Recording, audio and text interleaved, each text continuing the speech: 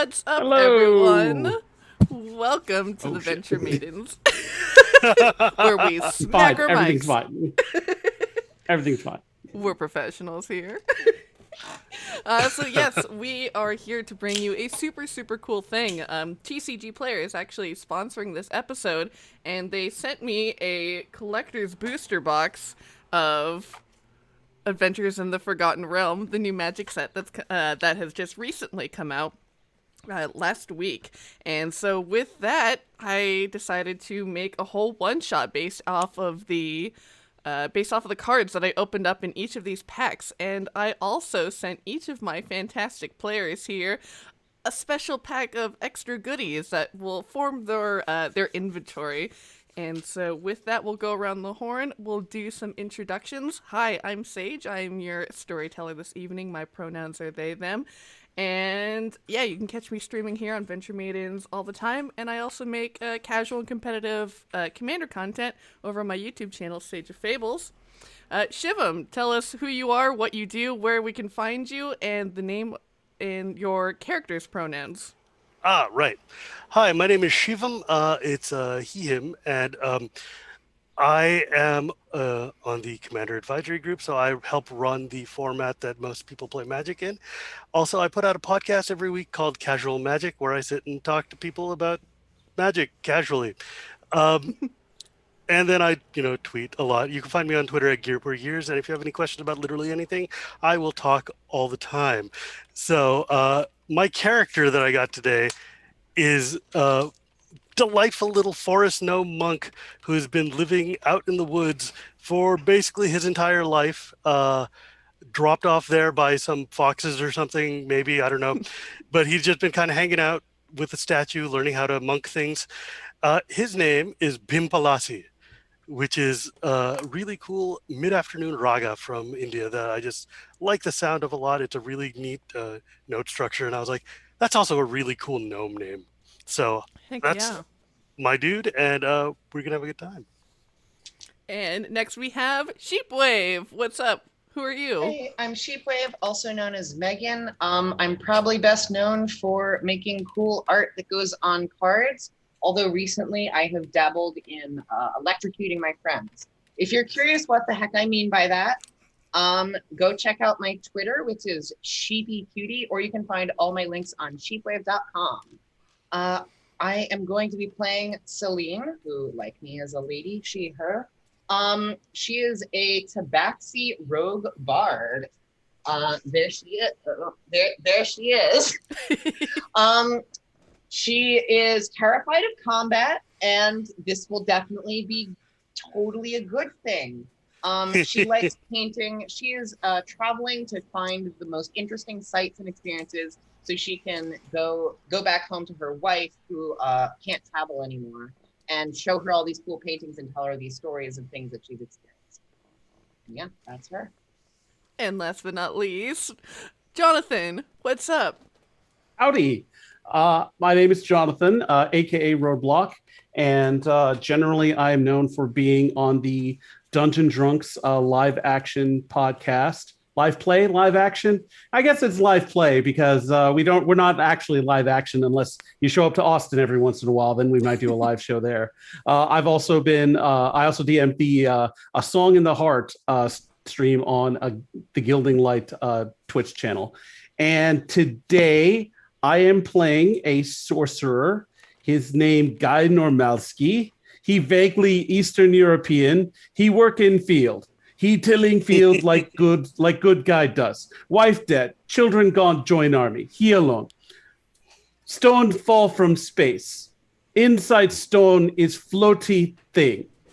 I hear it's called flump. I call it floaty. He is my friend. And Guy gets his magic powers at middle age from this interaction, from this aberration, and just ignore the fact that his left eye is a little crazy looking. Just don't worry about that. I'm sure it's nothing. Yeah, it's a symptom of the meteor that fell and hit him, right? Yeah, sure. And yeah, so we begin in the Forgotten Realms. We begin. Our tale opens on the small town of Succumber, a town that sprawls over 3 stone hills on the northern banks of the Unicorn Run River. Normally, this is a very bustling town and a way station for adventurers heading to Waterdeep or to the High Moor in search of ancient artifacts or riches. But recently, Succumber has been rather down, rather dire, and is facing quite the challenge. Each of you find yourselves within the one tavern that is in town, a place called the Seven Stringed Harp. It's this 3-story tavern that is just beautiful, made out of this rich, rich old oak wood. And it's this square building where in the floating on around the second story is this 7-string harp that perpetually plays. And so as we enter into the scene, pretty much the entire town has been gathered within this tavern. Everyone is whispering and murmuring with concerned looks on their faces as a meeting has been called for the town by Emilior Aminatis, who is known as the Sage of the North, with a proposal. So as the scene opens, where would each of you be likely to be within this tavern? What are you doing? Jonathan, we'll start with you. What's Guy Normal Ski up to? Well, Guy is normal guy, a Guy Normalski, you might say. So he up on bar. He having local ale, nothing special, just local ale, local good, local ale. Floaty also with him. Floaty does not like ale. Floaty like milk. So Floaty have glass of milk. Floaty don't drink much, mostly play with glass with tentacles, but every once in a while take sip into orifice we don't talk about.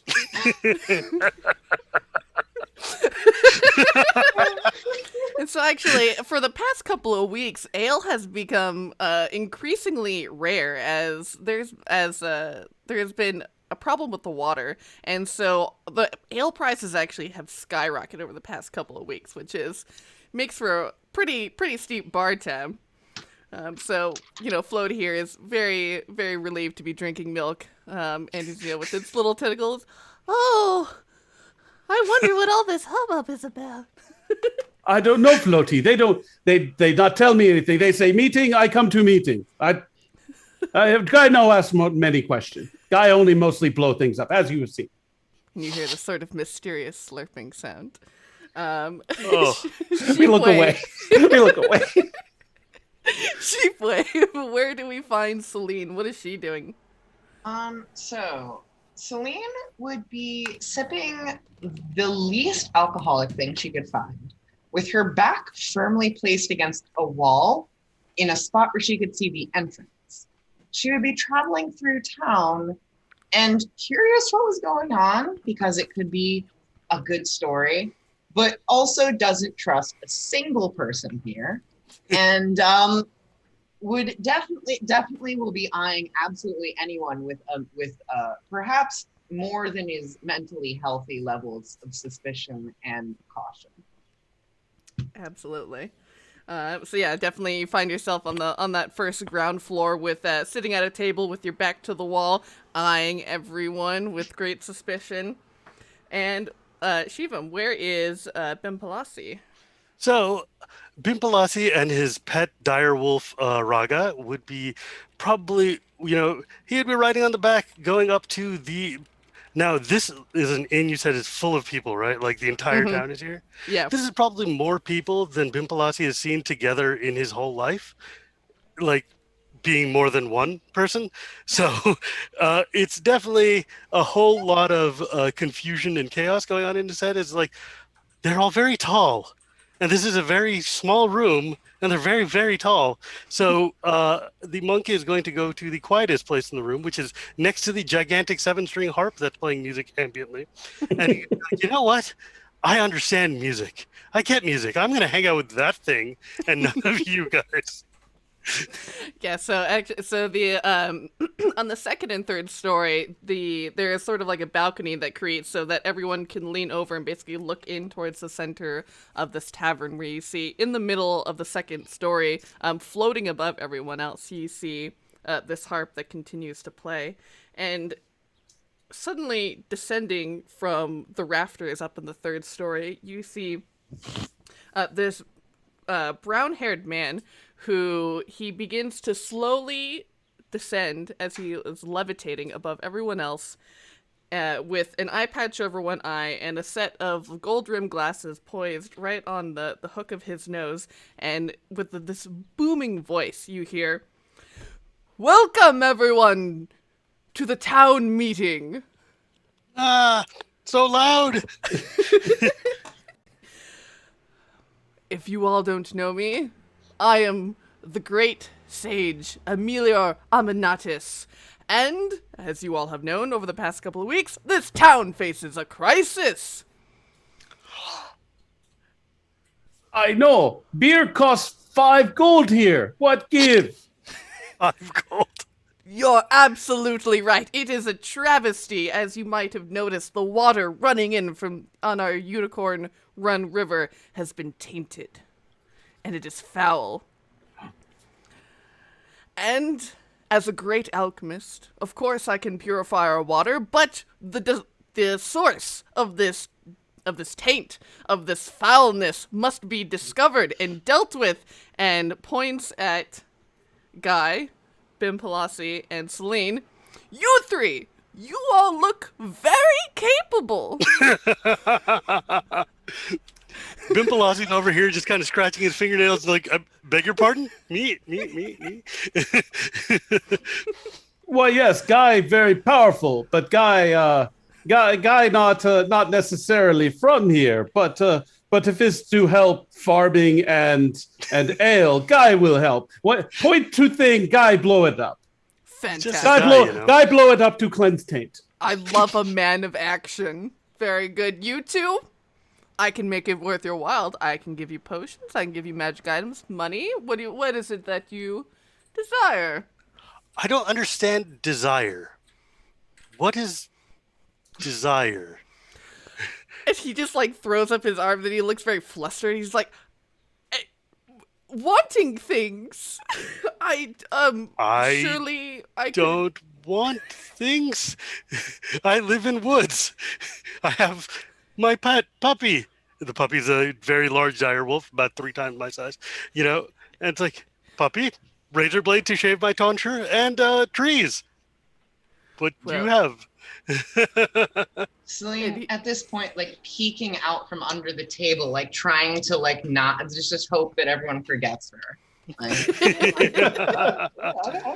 You're like my friend's Cat Rose when we're playing games, and she just peeks out from the table and is like, yes, exactly. And I'm just like I don't know, like I can maybe like.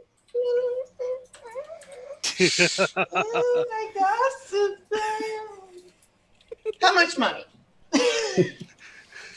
And he begins stroking his beard on his chin. He says, "How's 1,000 gold pieces?" What's a gold piece? That buys so many beers here. Maybe even more when taint cleansed. You could buy this tavern. Yeah, that's if the price is right, let's go. I'm just happy to be here. Stupid. Experiences are good. I was taught by my teacher, the statue, that I should go out and experience things. He doesn't talk very much, but when he does, we listen. He has yet to... Oh, sorry, go ahead. Go ahead. And he says, yes, experiences! That's what this is all about! For you see, I think I have discovered where it is likely that this problem is located. You see, the Unicorn Run, as he points to a map. Convenient, a map. Just pulls it down and, with his mage hand laser pointer, says, the Unicorn Run is fed from a huge lake down just southeast of here in the high moor. That East-west difference. Directions mean nothing. Sorry, that way. To the southeast is where this river is fed from, and I believe we might be able to trace the corruption back to that area, to High Star Lake. It will be a dangerous journey, but I believe you all can do it. It will be filled with so many wonderful experiences and opportunities for learning.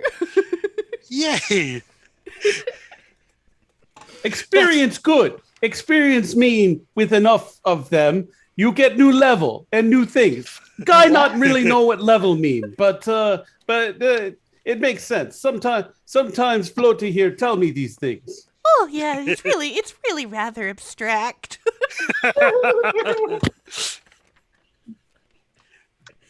Pimpalasi just sits, twirls his fingers in his bright green beard, and is like, things to do. I've heard that's what people do.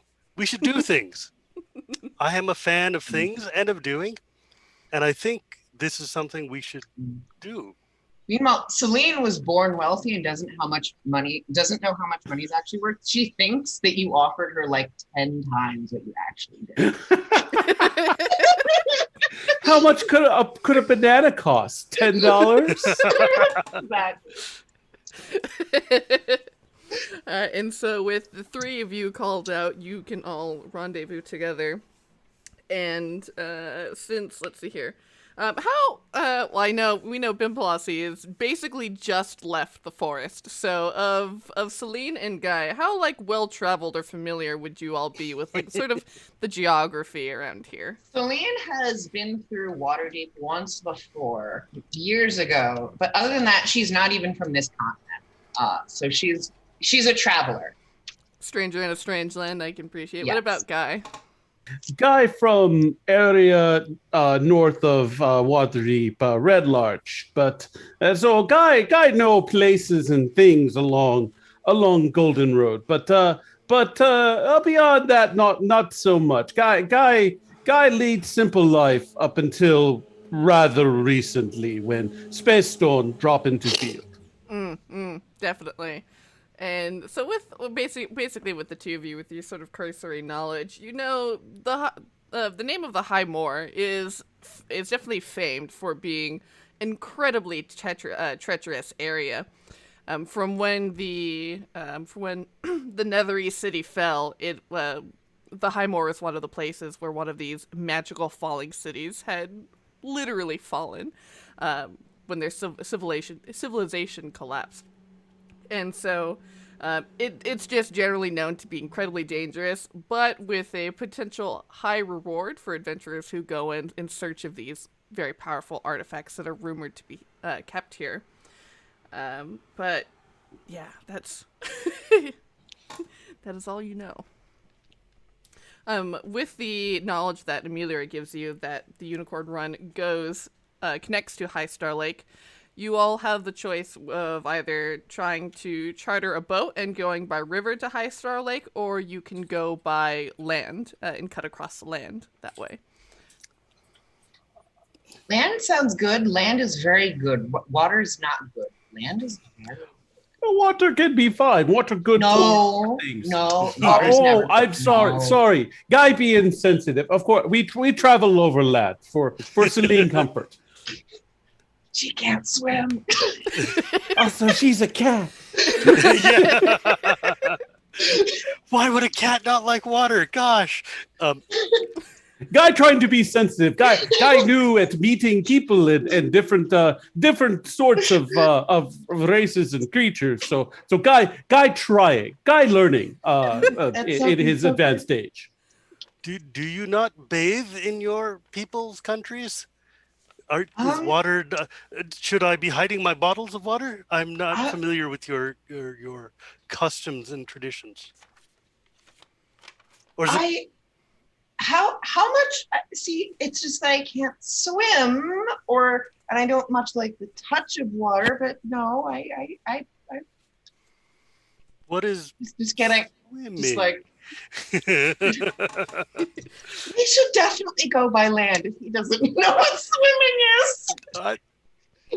You know, when you're raised by a statue and a dire wolf, you don't really get a lot of you don't really get a lot of education in the practical arts of not being raised by a dire wolf and a tree. I hop on the back of Raga and I'm like, point! We will go in that direction. He gives a little point with his paw. Yes. It starts setting off. And so yeah, it's a really lovely spring day outside. Traveling is, as you're going across, traveling over the river through the bridge, it was very lovely. There's a slight breeze that comes by until eventually you come to the base of the plateau that is the high moor. And so you all begin basically climbing up the side of a mountain. with each of that, give me athletics checks as you all begin your adventure. No. So go ahead. Here, say who goes first. I have winged boots. Can I just fly to the top? Absolutely. As a cat, I can move up the side of horizontal surfaces as though it were walking, I think. Oh yeah. You as a tabaxi, you are super good with climbing. You're just incredibly deft and dexterous movement. Let's see here. I don't think Guy does not think he have thing to help with this. So Guy, just make check.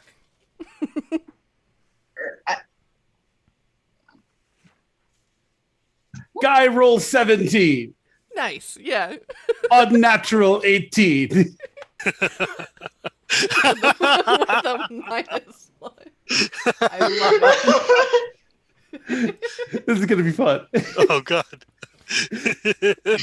And so with one of you just flying effortlessly up the side, one climbing effortlessly, and one just like sweating and going up, but managing to keep pace, but is just like clearly sweating and getting tired.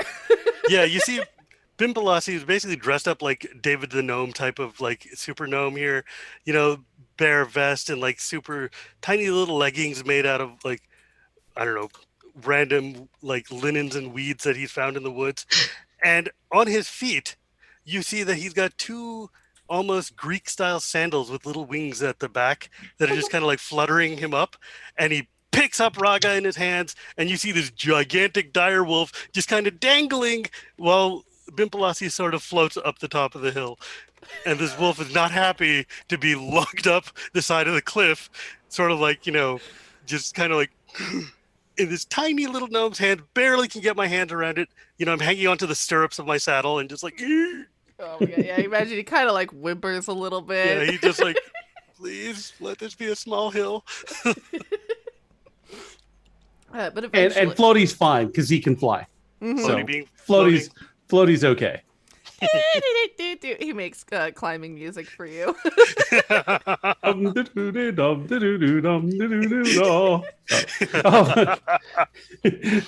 Bob Barker's gonna come back from the dead for his copyright. Is Bob Barker dead? Yes. I have no idea. I think so. I mean, it's been a long. Yeah, of course he is, because he's not the host anymore. He must be. No other reason someone could stop hosting something. Oh, that's what late stage capitalism is all about. Anyway. Hold on. His Wikipedia article says he is an American retired television game show host. Bob Barker lives. Turns out he's just really old. Good for him. Unless he turns out to be terrible. We don't know. Oh Lord. And so after a couple hours of hard climbing, or flying for some of us, you all make it to the top of this plateau where you see it is effectively just desolate wasteland. You see just barely at the edge of your sight this shimmering lake that is sort of set within the ground, almost like a bowl, where you can see that the river flows through and sort of dips down into this lake. And just across this vast landscape, you just can barely make out these sort of shambling forms, some larger than others, but with your destination in sight, you all keep traveling. And you can tell, gauging, Pimpalasi, since you're definitely good with, probably with navigating in nature and stuff like that, and estimating distances, you can tell Yes. that it's probably going to be about a day's travel. So like 7 hours of definitely of hard walking. Sounds good. Like a nice standard pilgrimage. Not that long. Just, I get out my walking stick, but it doesn't matter because I'm on the back of my gigantic direwolf. And so I'm just, tapping him on the back like, ho, that way, let's go.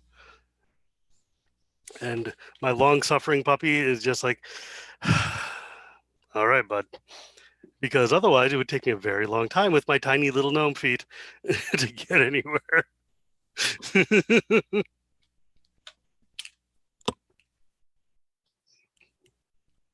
I'm looking at the cards again. I'm just this is gonna be great. This is gonna be real great. Oh. Uh-oh. Sage, you've gone mute. I forgot to unmute myself. I was like, Like, I can see that you're saying things.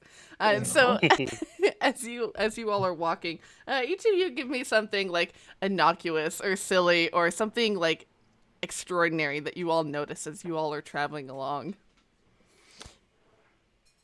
Jonathan, we'll go with you. So the Unicorn Run is normally a pretty big and wide river, right? Mm-hmm. Okay, so as we're walking, Guy notices something sort of almost breach the water, and then it breaches again, but it's even bigger. And as we're walking along, two massive, like plesiosaur-like heads emerge from the river as they look around, just swimming along, not really minding us. You see like two little heads emerge as they go along. And Guy, who has not seen anything like this really, looks upon this and like, monsters. They're in herd. They always travel in herd. Guy, very impressed. It's like whale watching. They do move in herd. They're certainly the most polite dinosaur that you could encounter. We lucky. They not try to eat us. Mm-hmm. Maybe they like gnome. You want to meet them, gnome? They're very big. Is everything this big? They swallow you painlessly. It's fine. Oh, is that what I'm new to this culture, so maybe is that how we introduce each other by being swallowed whole? Guy winks at Celine and says, "Oh yes, this is very very important in culture. The right of the dinosaur swallow, coming of age, very important." Let's see if Bimpalasi figures that out or not. Yeah. Well, I rolled that insight. too. So I turn Raga. I'm like, the dinosaur swallow. You say, well, my guru did tell me that I need to go and learn more about the people in the world. So thank you, Guy. So all right, Raga, let's go and meet the new neighbors. I feel like Floaty might intervene. Wait, no. yeah. But it's not. The guy has told me that we must go and meet, and it is my job as a caretaker of the woods to be gracious and hospitality. But those are in the river, not the woods. So you're exempt from that requirement. Here, there, it's all the same. They shared letters, right? You know, I feel like there's a great difference between forest and bodies of water, and usually the islands. I guess. Don't worry. Yeah, I guess like I'm just gonna like while this madness is going on, just kind of gaze off into the horizon and just be very distracted by how pretty it is and be like, I'm gonna have something beautiful to paint later.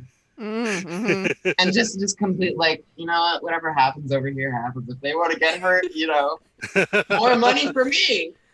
Yeah, Floaty is just wafting after Pimpalossi with tentacles flailing like, it was a joke! What? What's a joke? Joke is what I just do. Very funny, right? You share cultural Very data with funny. me, of course. How Yes. kind of you. Dinosaurs swallow big joke, not real thing. Well, then I shall swallow the dinosaur. Maybe tomorrow. I have thing that could turn you into something. You swallow dinosaur, but no, we save that for real emergency when life nearly ended. Yeah, Raga is much Wait, more. what? Wait, what? I beg your pardon. They got snap out. You just snap out. Like, wait, what? Can you bring that back a step? I think I missed something.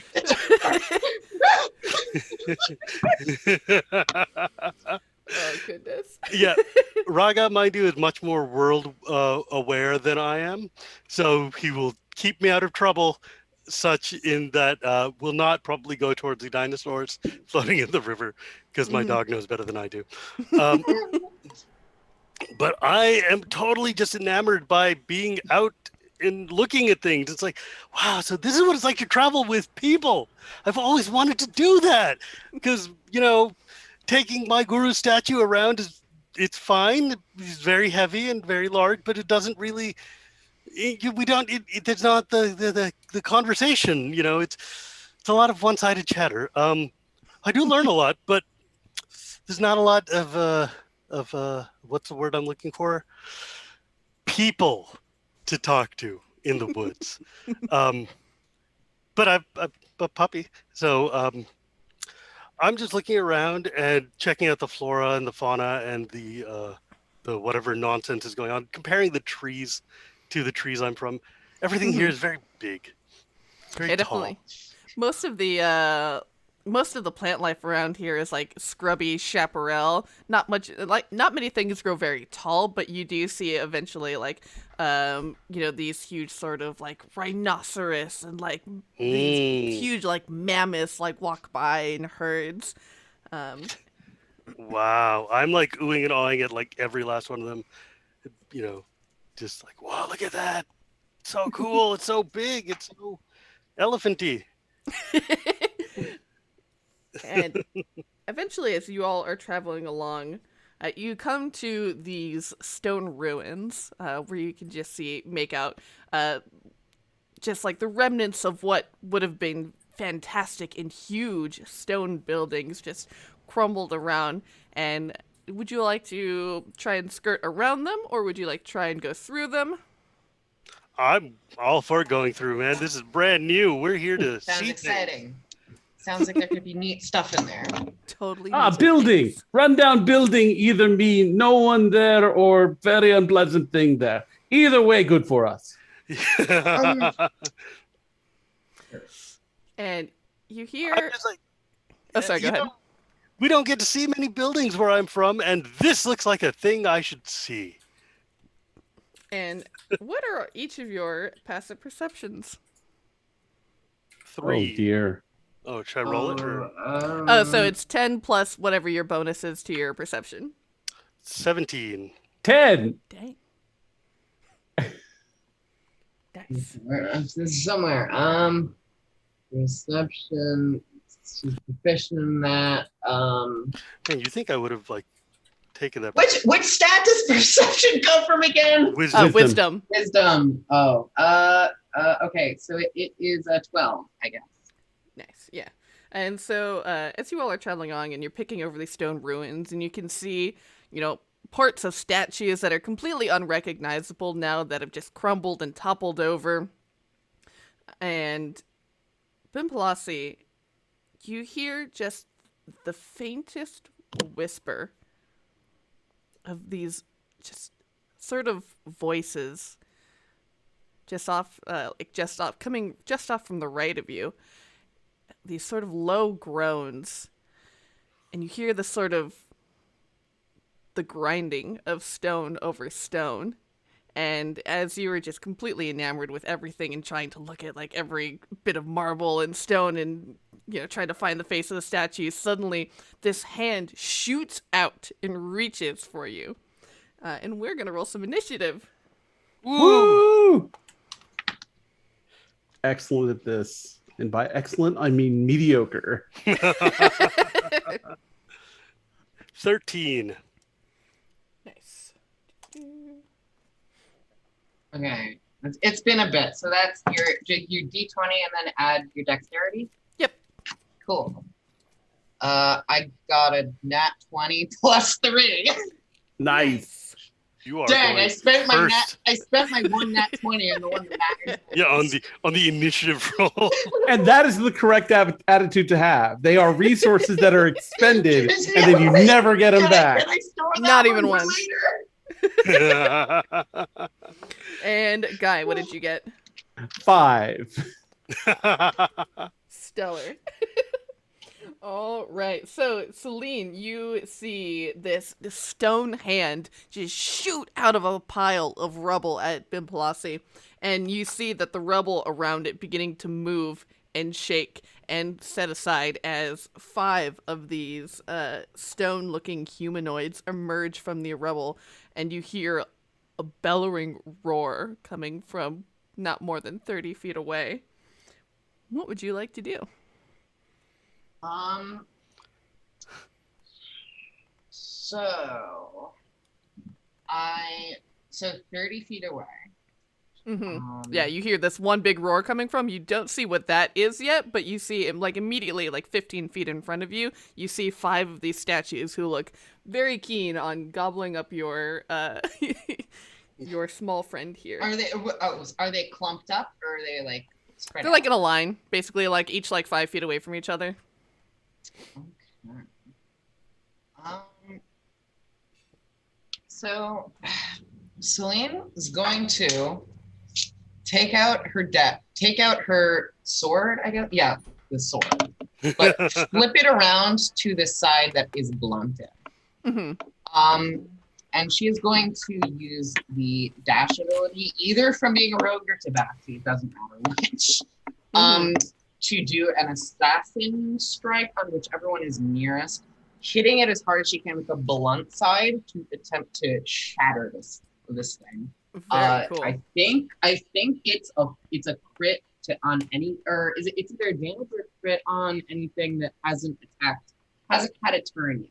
Yeah, so as long as you hit, it'll count as a crit. All right, cool. That's wild. That Yes, rogues, assassins man. are cool. All right, so what I roll? Roll d20 and then add your attack modifier with whatever weapon is that you're using. Okay. Does it matter that I'm using the blunt end for that? No, it's fine. I'll count it as bludgeoning damage instead Okay, of cool. like slashing or piercing. I got a 16 plus 3, which I'm assuming hits. That definitely will hit. And what I like to do for crits is take your max of your damage dice and then roll your dice on top of that instead of doing the double dice. All right, so I think that's a d6 on her sword. Plus, plus. So wait, so she would plus 3 to dex and then add Yeah. What level rogue are you? 3. 3. So you should have 2.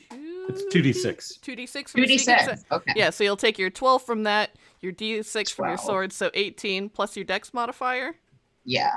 and then roll 2d6 on top of that. Goodness. All right. Oh, 1 and Ooh. 1. Ah! So yeah, that crit definitely was the one and done good roll you Well- did. There we go. That's why I take that rule, because sometimes you get snake eyes and it feels bad. Yeah, you know. Feels bad, man. So Just even... do- Is that your rolling arch one enemy guy twice. normal? Yeah, rolling Feels 1 bad. twice and still doing 20 or whatever still sounds pretty good. Yeah, and with this this stone humanoid who is like on the rightmost side that you managed to run up to, flip the sword over it and bash it into like it's like stone temple, and you see it just explodes into a useless pile of rubble, completely taking out this first individual with only 4 more left. All right. Is there one? Am I within range of one? I'm like not sure if I have to use the disengage thing or not. So definitely on their turn, like if let's see here. You use your it's a bonus action. You can disengage, and they'll probably get to you on their turn, but Yeah. So yeah, disengage. The amount of distance a Tabaxi rogue can cover in one turn is absurd. It's like 240 feet in one turn. What Yes. the hell? It's really nuts. No, you use a dash, and also I have long strider, so I could have done that too. And it's like 480 feet a turn. So yeah, as I'm gonna get having done that, I'm gonna try and get as far back behind my party as I can. definitely. As much You've as got I my back, can. way back. Yeah, like if I've gotten behind him, I'm good. But like, as close as I can manage to that. For sure. Yeah. All right, and then Bimpalasi, you are next with Guy on deck. Uru, is that you? Have you come back? The statues are finally talking to me. Yay! Oh no! I knew this day would come. So Bimpalasi is a little starstruck and paralyzed, but understands innately, being a monk, having trained, that when a hand is coming at you, whether it's for loving or for, even for any kind of just gentle gesture, you still want to parry the hell out of it. So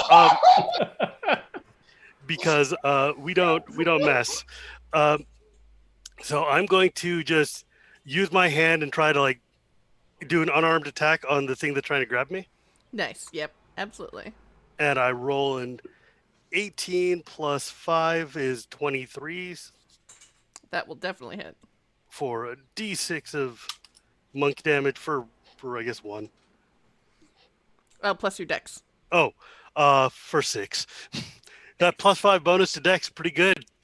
Pretty good, man. I'm a very Indeed. flexible gnome. Yeah, and so you parry through and, get in with a punch, right in, palm strike right in the nose. You Yeah. see its nose crumbles off.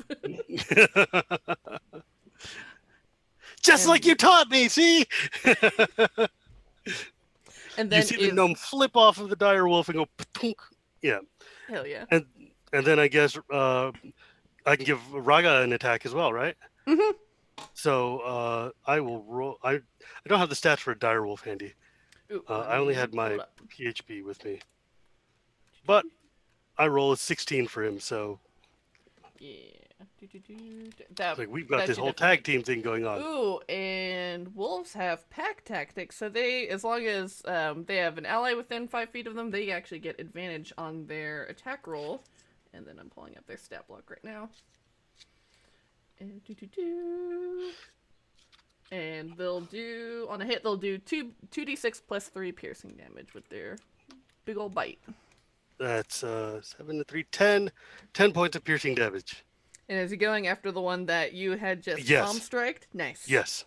So you have these huge, massive wolven jaws just clench through on the back of this creature and is, clamping down and starting to thrash its head. And this thing just looks a shred of what it was. And then, Guy. We trained together. All right. Do you, DM? Do you do the deal where you can only cast one leveled spell and then the other spell has to be a cantrip? Yeah. Are we okay? All right then. Then Guy Normalski is gonna be like, I know what do. I blow stuff up. So, is there a way to get the one that let's see here, the one that Bimpalasi hit, Mm-hmm. and the rest in a single 20-foot radius? Yeah. Sure. 20-foot radius? Do I want to do that? Yeah, that's fun. Why not? I've got a couple of them. So Guy Normalski backs up a bit. It's like, I know what do. This is why guy here blow stuff up and he casts fireball. Yeah. So, just a quick question. We're about to get bombarded with bits of rock, aren't we? Don't worry. Very hot rocks. Eyebrows safe. And I Guy puts it to where Celine is not in the blast. Well, Celine's area. 240 Celine, feet. yeah. No, okay, never mind. I'm standing like a couple feet behind the rest of the party. Like, I could have gone that far, but I didn't use all 3 of my dashes. I still have more saved. All right, so we have Dex saves DC 16, and let's roll some D6s here. All right. Let's see here. That is. Kaboom! Oh, wow. As you might imagine, statues are not very dexterous. That is a 12 for their save. All right, so they take 19 fire damage. Kind of an anemic roll, but that's okay. And let's see. So what are their conditions now? Oh, man. So the one that Bim and... Was it Rana for your wolf? Raga. Raga. R-A-G-A, Raga. That Bim Palasi and Ragaron, that one has definitely exploded, and the other 3 are just charred and smashed, and they're like missing their hands. They are literally at 1 HP. Okay, so Guy is going to pick out one and say, you not fall down. I fixed that. And you see his hands move very quickly as he quickens a firebolt at one of them. Heck yeah. So let's see if that actually hits. 22 AC? Okay. And then, oh, wow. 19. I rolled a 9 and a 10 on 2D on 2D10.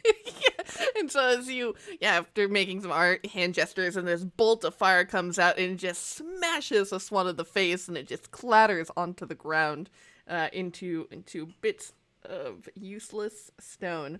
And there are just 2 of these left that are just like meagerly trying to shamble at you.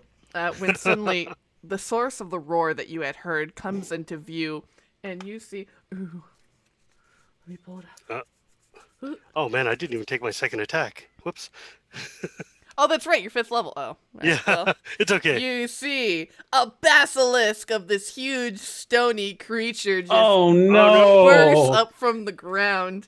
And you see these like blue, like gemstone eyes and these shards of stone that are jut out of its stony skin and scaly back. And it is going to come after you, Guy. First, it is going to levy its petrifying gaze. And so I need you to make a Constitution saving throw for me. All right. Let's see. Con save.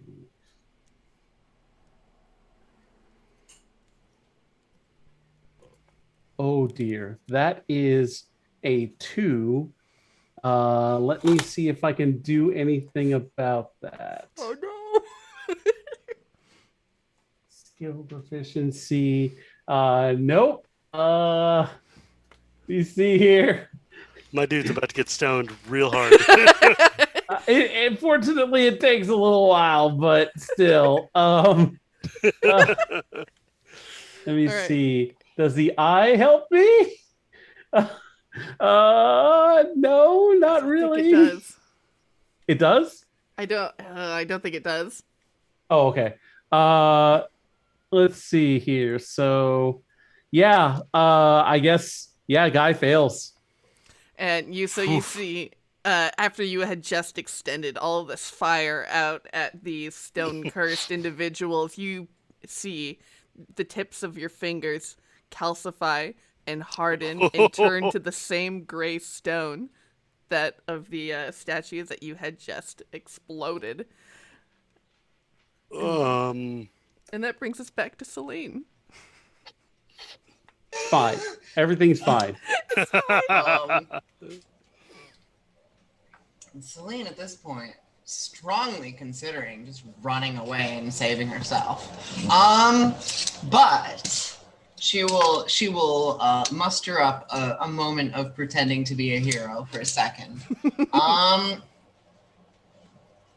So it has eyes, you said. It does. It has these two like blue like sapphire eyes. All right. So she's gonna draw her bow, and she's going to take her paintbrush and quickly tie it to an arrow. Okay. All right. I like it. And then she's going to attempt to shoot it in the face with a paint bomb, basically. What a Alright. clever idea. I like it. This is very cool. Very cool. All right. Like to block the vision thing? Mhm. Yes. That's rad. I would say that it'll take a shot for each eye, but you can definitely get one. Yeah. At the very least, it'll hopefully weaken it. Mhm. So, oh god, the bow stuff. I'm great at the coming up with ideas and terrible at playing the actual game. When look at the chat, I took a paintbrush to the knee. Anyway, Wow. okay. Anyway, what is the Paintbrush. right? That's so clever. Yeah. So. So D20 and then add your proficiency, which is plus. Shoot, is it 2 or 3 at 5th level? It is +3. Yeah. +3. So +3 plus your dex. Okay, cool. So roll +6. Ah, okay, I didn't see what that landed. It just rolled off the desk. I got a 10. All right, so 16. Let's see. That will indeed hit. All right. All right. Got a paint bomb on the face. All right, and then give me that damage. Damage. I mean, I feel like the actual damage would be blunted. It's still an arrow. Yeah. So what is that? I have this all in a Google sheet. I should really have this in something. Corpo D6. Oh, but that's level 3, so it's probably 2d6 plus 3. Let's see. It's just 1d6 plus your dexterity modifier. Cool. Okay. Damage is I rolled a 3, so 6. Nice. All right. Very How cool. far away is the basilisk from us? Now, since it has moved up, it is like 10 feet away from you and right in front of Guy right here. Alrighty. And then, Bimplasi, it's your turn. Okay, so Bipalasi sees this basilisk, and this is something he's definitely much more familiar with, being that crazy monster that turns things into statues, and this is the sort of jam that he runs into in the forest a lot. So I am not caught off like, wow, look at how weird this is, but it's more like all business time. So I pull out both my fists and I use the fist of the unbroken air to do key strike. To send a blast of compressed air like a mighty fist against this thing to try to kind of blow it backwards and knock it out. Heck yeah. So that you have to use 2 key points to do that, and it needs to make a strength saving throw. All right. And on a failed save, it takes 3d10 bludgeoning damage plus an extra 1d for every key I spend, but I'm not going to bonus it. Let's see. We are a strong boy. That is 15. So is that a success? Your key save is 10 plus your dexterity plus your wisdom bonus plus your proficiency. Okay, so wait, what? So my wisdom bonus is 3, 8. and my proficiency is 3, so that's So 16. it's 8. So it's 8 plus those 2, so 14. 14. And it got a 15, so it does just make it. Oh, boo. Okay, well, it takes half as much damage, and I don't get to knock it prone or push it down, but it still takes 3d10 split in half. So let's see. Nice. Very cool. 6, 2, 9. So it takes 5 points of damage. Neat. I'm just like, And then anything else for you? and let's see, that's not an attack action. That's my key action, so I don't get to attack because that's what the thing is. But I'm going to send Raga against one of the guys who is at 1 hit point to just kind of clean up that show. Oh, for sure. And he gets a 12 plus his bonus, so that should probably hit. Yes. Yeah. Oh, yeah, absolutely. Yeah. Yeah, and he can absolutely just take out him. Take him out and go. All right, and now all those are dealt with, and then, Guy, we come to your turn. I need you to make another Constitution saving throw for me. Hey. Oh yeah, 25. Oh yeah, you're super good. As you, how is it that you managed to overcome this effect as you feel this like stone skin crawling up your arms? So Guy is this is happening. It's like, no, not like this. Guy, no, go out like, and then as he's panicking, the eye flashes, and all of a sudden you hear, "You have offended Vecna." It's clearly not Guy's voice, and the eye flashes. The stone all explodes from Guy's form, and a green ray erupts from the eye and tries to strike the basilisk. Oh yeah. As he apparently, as I'm looking at this item, can cast Disintegrate. Yay! What kind of save do I have to make? That is going to be I think it's a con save. I'm trying to dexterity save. You're not good at those. That's a 3. All right. He's going to take a little damage. He's going to take 71 force damage. I beg your pardon? Oh. That's a high number. Let me mark off the charges here. That's a It's a I spicy remind you, I hit meatball. for 10 seconds I'm sorry. ago. That's the wrong offensive accent I was using earlier. My bad. But yes. Oh goodness. I'm over here splattering paint on its face to try and MacGyver a solution. You just send into the shadow realm. Like Man, you sent the Shadow Realm to the Shadow Realm. So it's this blinding green ray just shoots out from his eye, and you see it pierces clean through this creature, and you see the cracks of its stony scales, begin to come alight with this green light, and just from the inside, it just combusts into nothing but dust before you. Guy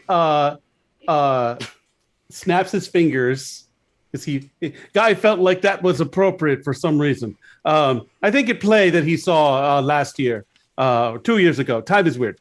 And he is going to. There are still two statues though, right? No, everything has been dealt with, and you will fall out of initiative.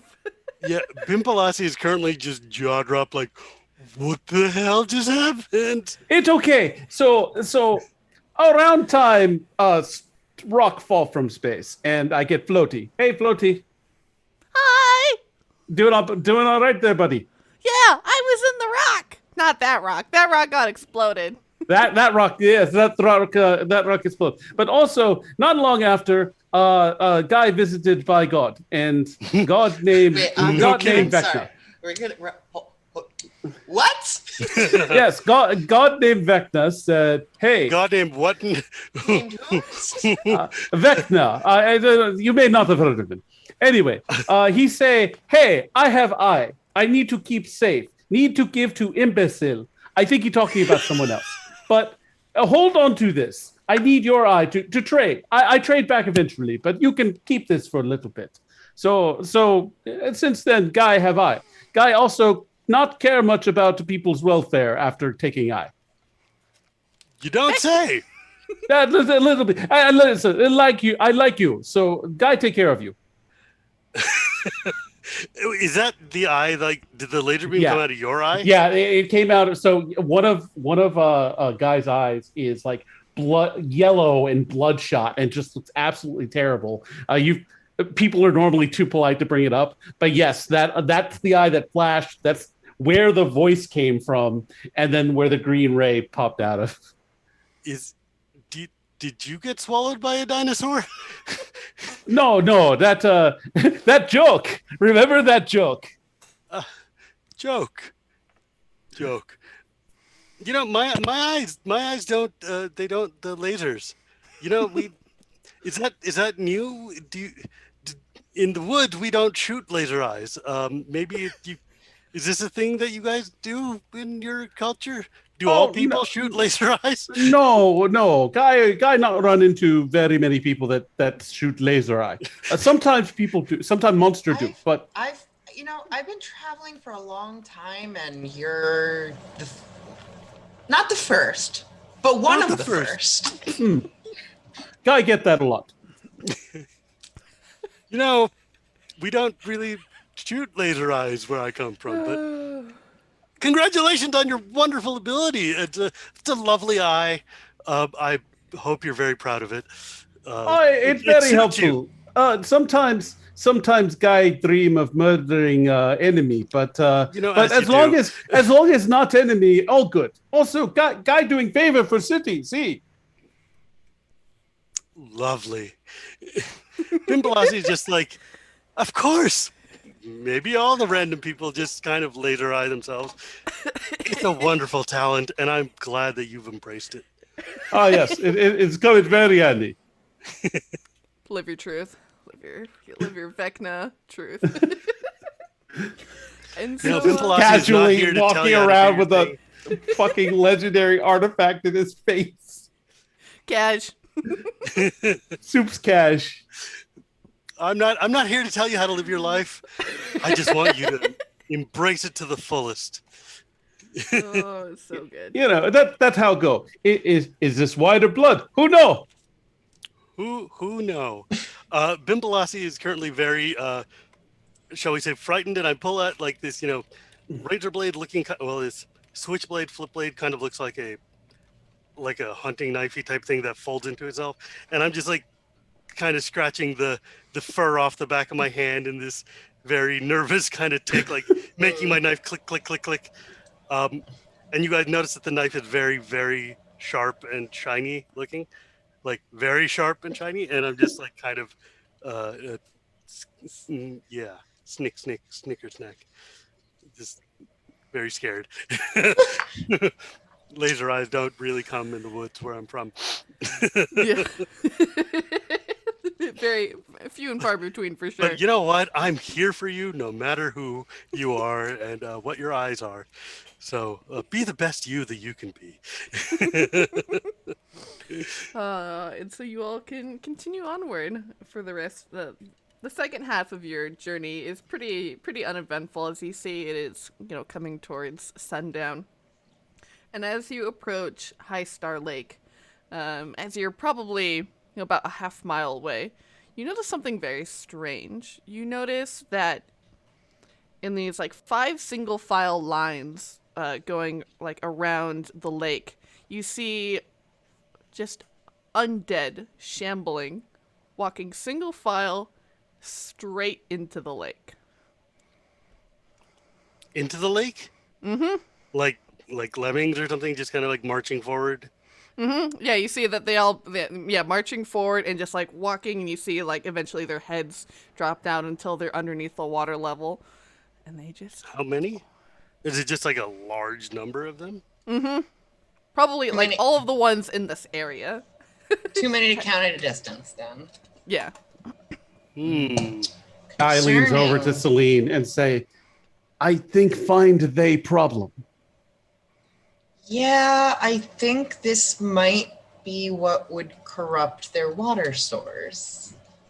Or whatever their problem was. I wasn't paying much attention, honestly.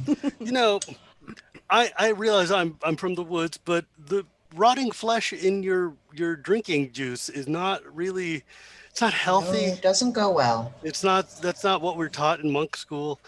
That's probably bad. Yeah, oh yes. When Guy very young first start farm, war break out at soldiers mark everywhere. Enemy soldier throw dead goat into Guy well. As you do. And it very bad. A friendly soldier could not drink. Guy could not drink. A wife could not drink. It was very very bad until we removed goat. Huh? You see Bimple You want to turn around and tell him what's up? Drink goats.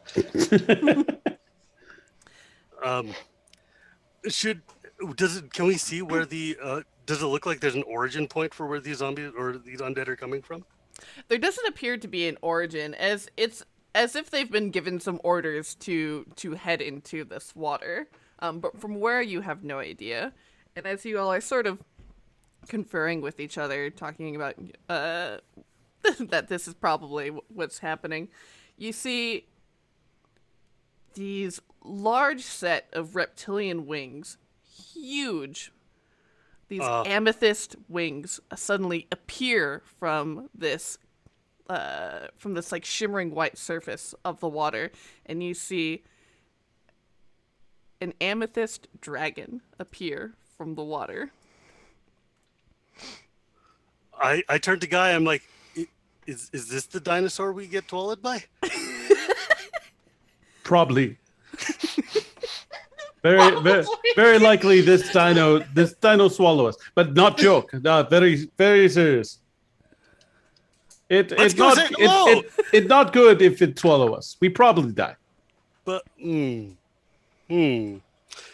should we bring it some gifts? I'm certain there's something we can offer this dinosaur in lieu of being swallowed, because we wouldn't want to be bad guests. What does Guy know about amethyst dragons?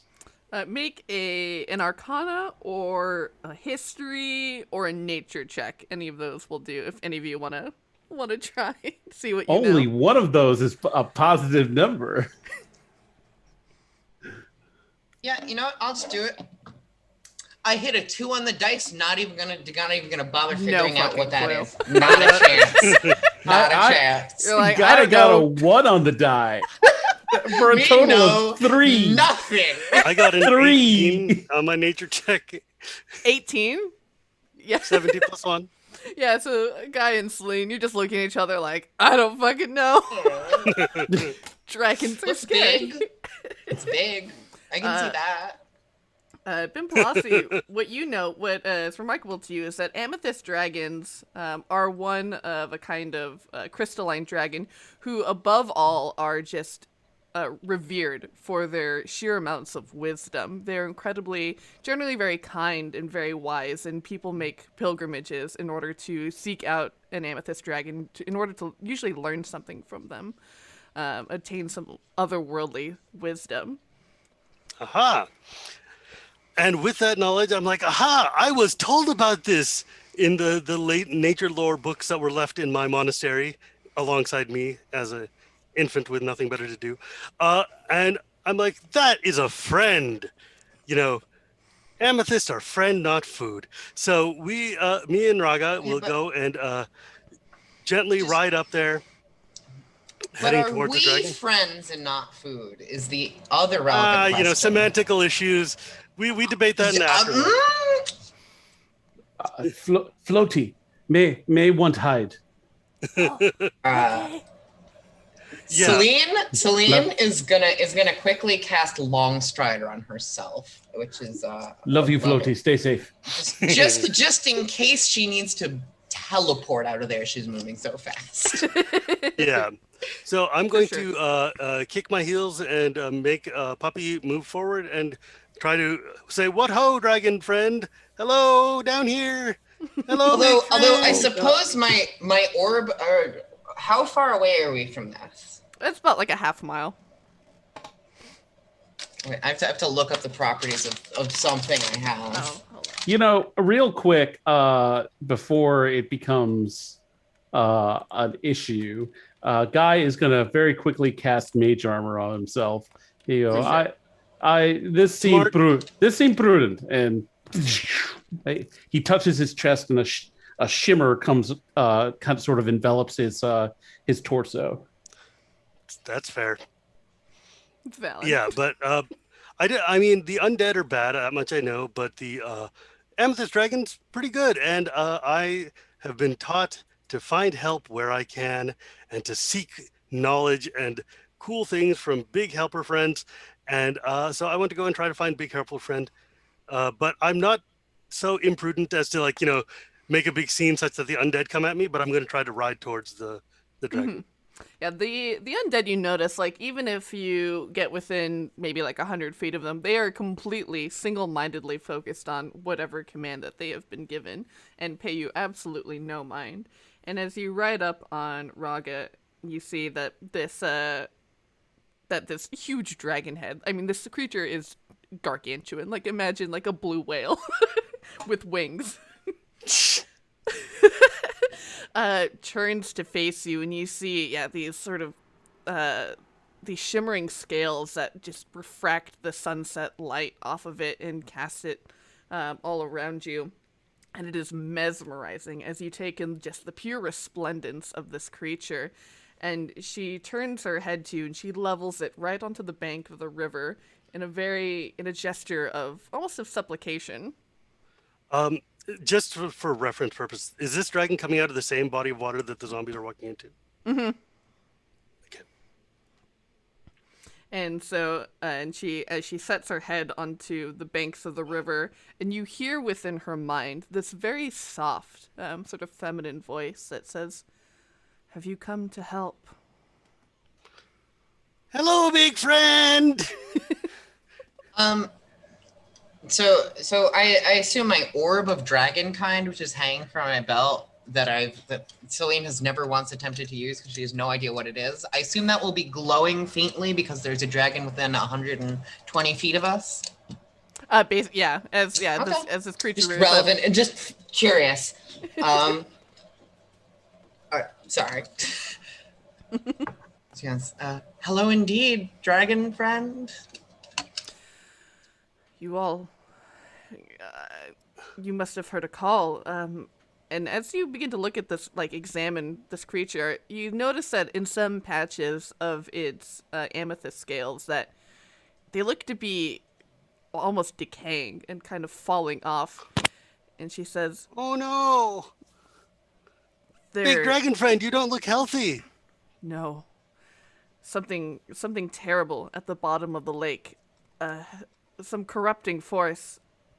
I'm not sure what it is, but all of these undead here have been going to ruins that are straight at the bottom of this lake. They must be seeking something inside, something for some greater enemy who has sent them to recover it." Ah, well, that makes sense. Water temple be source of great loot, but very dangerous. So, Guy not venture before, but if Guy need to go down there, think Guy ready. Yes. What your name?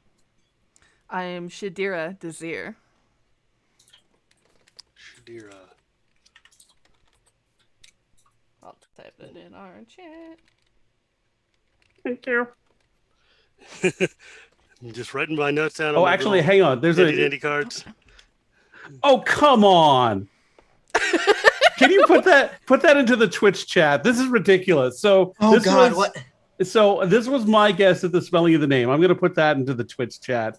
All right. So that's it. Okay. This is a very normal spelling of the words that came out of their mouth. Oh no, we got old school fucking fantasy spellings with apostrophes. Yeah. This is Drizzt Do'Urden bullshit right here. This is a whole lot of Here, no, I'm gonna throw this in here so people can see this ridiculousness. To be fair, there's only one apostrophe per name, though. There should be at least 3. At least she's not no like silent J's or H's.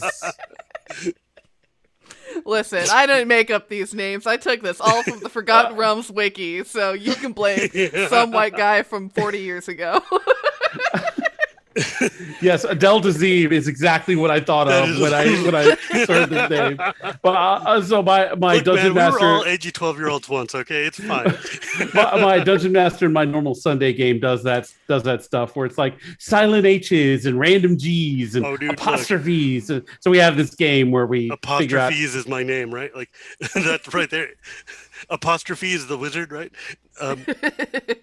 But yeah, so Bimpalasi's core, like as the dragon is talking, you see Bimpalasi's like face furrow, and he gets the frown on his face because nature is his like core ethos and his like whole jam. And when you hear of corrupting forces that are tainting the lake and the woods, that's like setting off real hardcore, just like motivation to like, we must cleanse all things right now. So so Bimpalasi sits there and pulls out his dagger and he's like, point me where to go. It's very tonal shift different from where he was. Just like, it's like, you know, the fairy fire illusion starts coming around him. It's just like, like Raga starts growling. Oh yeah, and you see the hackles on Raga's back Oh, yeah. begin to stand up as and she says to you all, I can transport you down to where I believe that they are trying to get into. I hope that if I take you down there, that it might be able to be faster than them to be able to get in. I believe it's some Netherese ruin, some ancient artifact, something foul is contained within there. You have to find it, and perhaps once you do, it can be destroyed or fixed or something. And she opens up this huge dragon maw. The dinosaur swallow. Doing the dinosaur swallow. I was trying so hard not to hold it together. I was like, we're doing Bimpalasi it! turns to Guy. It's happening. We made it. Guy Thank you so much. Guy has this look on his face. Never expecting that his bullshit would come to pass. Blade would be like trying so hard not to laugh at this, like trying not to make light of this situation, but just like no, you don't understand. It's you'd have to have been there to know why this is funny, lady. Like it's really funny, but you can't explain why. I don't think it's befitting of the gravity of the situation. Bimpalasi's eyes light up, and he's like, "The great dinosaur swallow!" And he just charges. Oh my God. I'm coming. Yes. I will get to experience I the guess culture. Guy will go to Celine. I guess swallow. He goes after Belsey. Yes, and I think this is a great place for us to take a 10-minute break and open up our very cool giveaway before we go and take a break. So, for all of you here, the rules of the giveaway are, you'll be able to enter now by typing a command in the chat, and you have to stick around to the end, because at the end we will call out a lucky winner who is going to be able to receive... Oh, yeah, where did I put it? Here we are. 2 very beautiful full art extended frame magic cards. One of Tiamat, this 5-headed dragon beauty, and the other one of Acerarak, the very famous lich in Tomb of Annihilation. And so,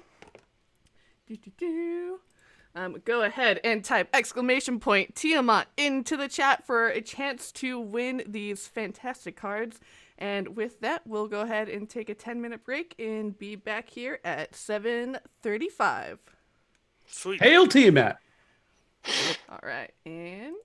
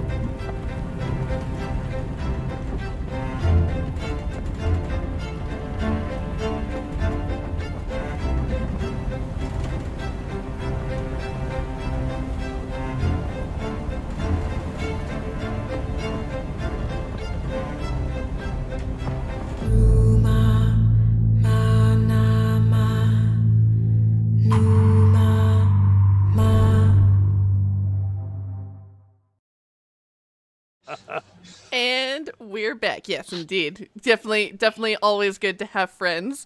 Welcome back, everyone. If you're just joining us, we're playing a D&D one-shot where we are crossing over with magic using Magic the Gathering cards to spice up our D&D adventure to celebrate the release of the Adventures in the Forgotten Realms magic set, which came out about a week ago. And of course, a big thank you to our sponsor for this episode, or for this game, TCG Player, who sent a gorgeous box of a collector's booster box of magic cards that we have gotten to open up and use to inspire this one-shot adventure that we are playing. And so we have a giveaway open right now that's continuing to the end of this episode. Type !Tiamat into the chat for a chance to win a Tiamat and an Acera rack, both extended art beautiful foils that I personally will send to you with a love note. And so with that, you all are stepping into the mouth of an amethyst dragon. Cash. Well, what is life? How one get here? We're doing the dinosaur swallow. Indeed. I'm learning things. This extraordinary rite of passage as you step onto this of what you would expect like a mouth to feel like, sort of supple and squishy, is instead this like rock hard mouth that you're stepping into, almost like stone, like quartz. And you see these jaws close around you, these huge, massive teeth that are easily 2 stories tall close around you, and you are encapsulated in darkness. And suddenly you feel this moving and shifting as she presumably descends below the water level. And it's about... Lillian just visibly panicking about that fact. Like, just... This is fine, everything is fine! This is fine. This is fine. Bimpelassi is loving life right now. This is like the greatest day of his life. Like, look, this is cool. We're going to go down a throat elevator. It's going to be awesome. Yeah, the teeth aren't even as regular teeth. And so some amount of time later, you would guess probably an hour or two, you hear within your minds, we are here at the site of the ruins. It appears to be some kind of ship, perhaps, at one point. But let me bestow this one blessing upon you. And you all feel the sort of magic shimmer over you, as you all are blessed with the gift of water breathing, temporarily. Blub, blub, blub. She says, I will let you out here. I will keep back the undead while you all gain entrance into this place. Good luck. Come back to this point if you need me to bring you back up to the surface again. We'll do. Thank you, great Shadira. You're a beautiful dragon. Beautiful. Shadira. I don't know. I grab one of the teeth and I give it a kind of a tiny little gnome hug. It's like, aww. Thank you, dear friend. May the dinosaur swallow you too. And you can hear this very hearty laugh kind of just echo in your mind, and suddenly these diamond-like teeth open up, and suddenly you find yourselves in brackish and murky water. You can barely see 10 feet in front of you as you see this huge claw point to this large ship that you see that's underwater. And you can see this sort of shimmering orb. And she says to you within your mind, I believe this is the entrance, and you can see one single draconic talon pointing. Okay, we go. And guy's confidence rather not there. Guy a little frightened now. Can my dark vision see anything, or is it too dark for even that? It's like you basically just see like these shades of gray, and so you can just barely make out the outline of what appears to be a completely encapsulated ship. It's almost like what we would recognize as like an airship, sort of steampunk in its origin. You can see though, instead of being made out of metal, you can see that it's made out of crystals. That's been sort of hollowed out, and It's like a spelljammer. Maybe. Not that Bimbalasi would know anything at all about spelljamming. Oh no. Fewer tentacles. So in the murky water, does true sight help much? Because I feel like even though it's obscured, it's not really like illusory or anything like that. Yeah. So with does true? Oh man, how does 5th edition true sight work? You don't see that there are any like invisible creatures or anything. Okay. Let me take a quick read. Notice the secret doors hidden by magic and can see into the ethereal plane. Okay, so yeah, you see that pretty much this sort of shimmering orb that you can see that Shadera is pointing out with her claw. You can see it's sort of like a magical door that you're able to step through. All right, let's see.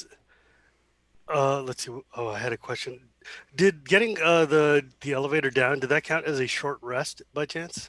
Yeah, you can call it a short rest. Get my key points back. Get your key points back. We're underwater, so lighting a torch is pointless, right? For the time being, yeah. Okay. My orb will still softly be glowing, but I imagine that won't do anything. Yeah, it's Celine's just gonna be like just pointing, like let's go to the the entrance here. Mm-hmm. Yeah, let's just not. Yeah, so I grab Raga and we start just heading for the door. Making his little puppy strokes through the It's water. like, pull up my knife and go like that way. And so you all can, with your equipment and your armor and everything, swimming through, and eventually you get to. Celine has a watertight, wax sealed art tube, so she'll actually be slightly lifted up as well. Mm-hmm. She'll have a very easy time swimming, despite being terrified of swimming.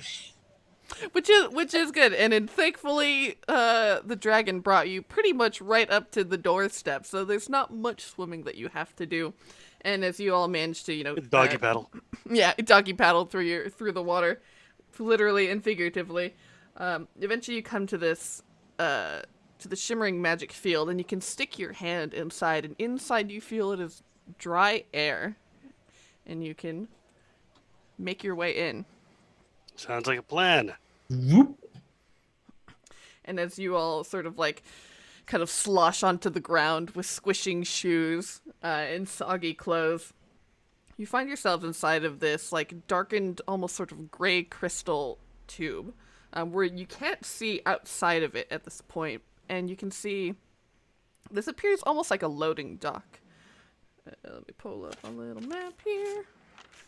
And you see that at the end of this short hallway, you see a door. There is one light in here. You can see it's this flickering. Let's see. Yeah, this sort of orange light that sort of casts everything in this dim, sort of warm and strange hue.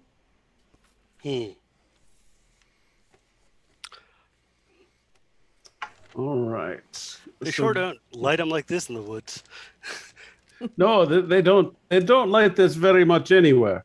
This is all very strange. So Guy is going to keep sort of. So the area is kind of like an open sort of like a cargo receiving area.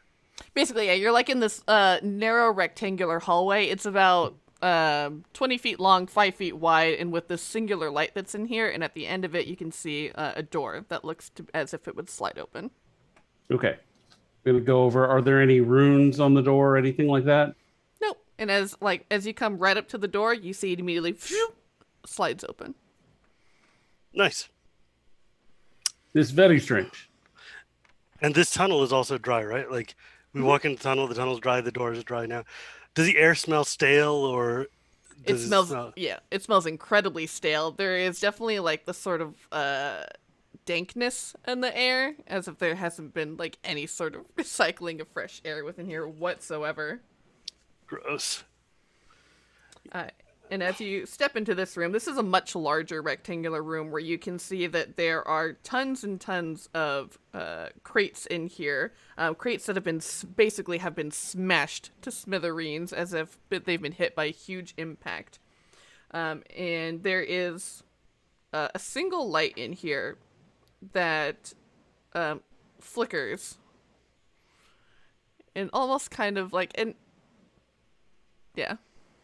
And you can see that there, to the right and to the left are doors leading out of here. Hmm. So it's a big empty room with 2 exits. Mm-hmm. Yeah, basically any cargo that was in here is now just completely destroyed.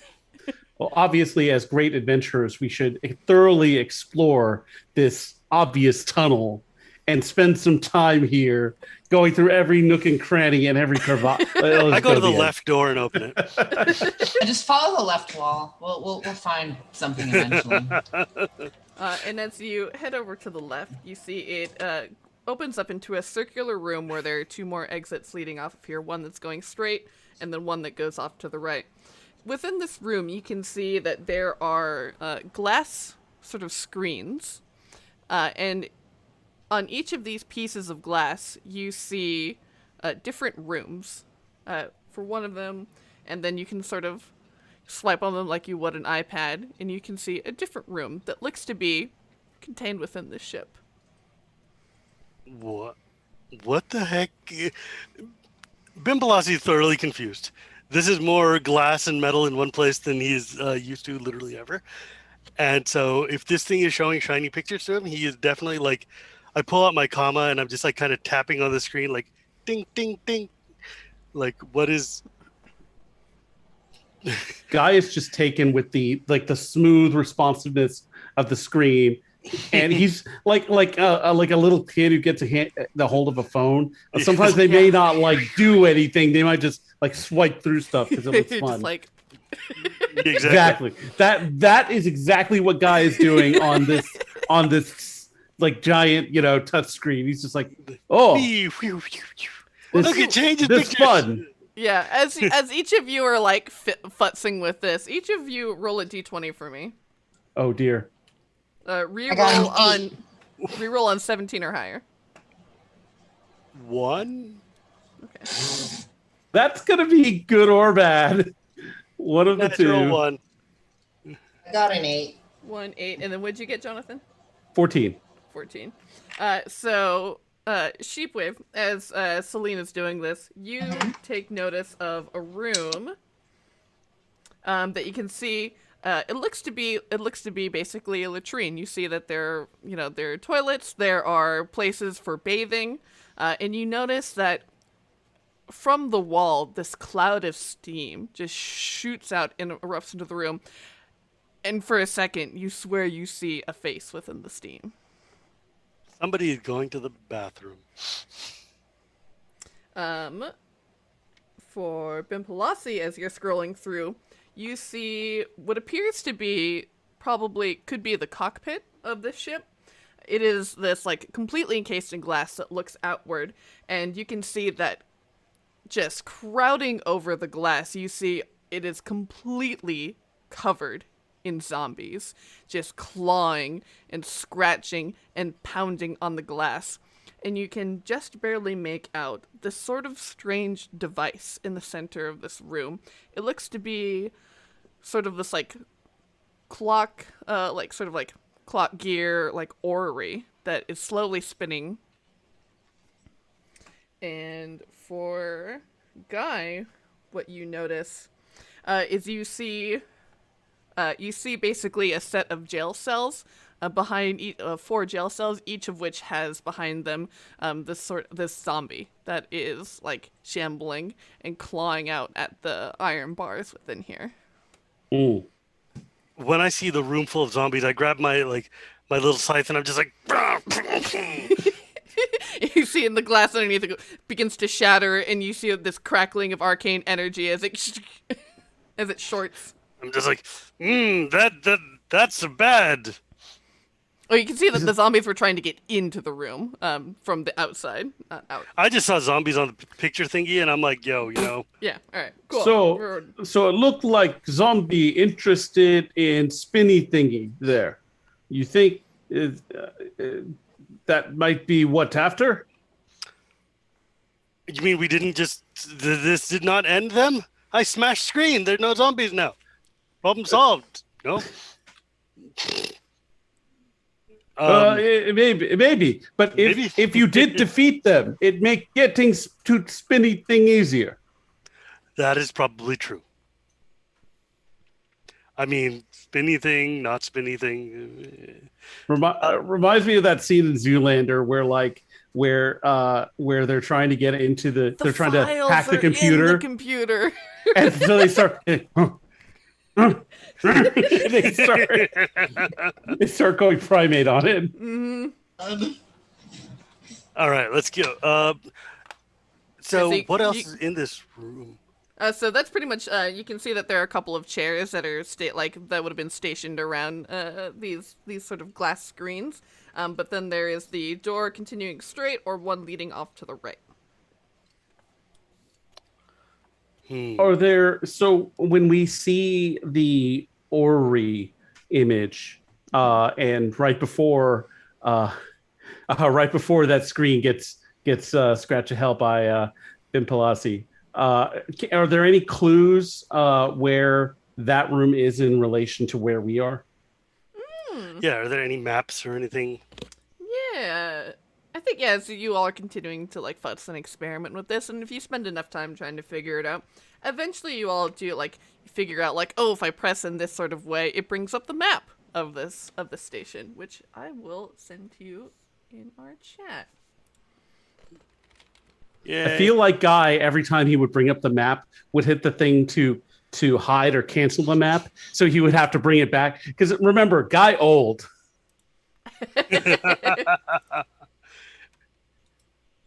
Yeah, you got... No, I just had to... how I bring back? Okay, I swipe here. It not do. How... Okay, got it back. Excellent. Now hit... and I cancel again. There you go. So you all are in room 10 over there off towards the middle right. Aha. And so... hi. Numbers. Excellent. Okay. So... That's a cool You said map. we're in 16, you said? In 10. In 10. Okay. We go outdoor. Go this way, and Guy points to the west doorway going into 15. Which doorway did we come in from?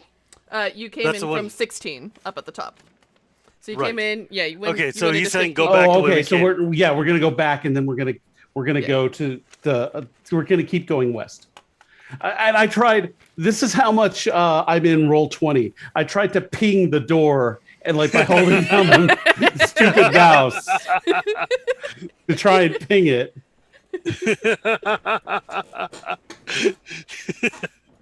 I appreciate the thought. Yeah, I guess that looks as good. You say the zombies are that way?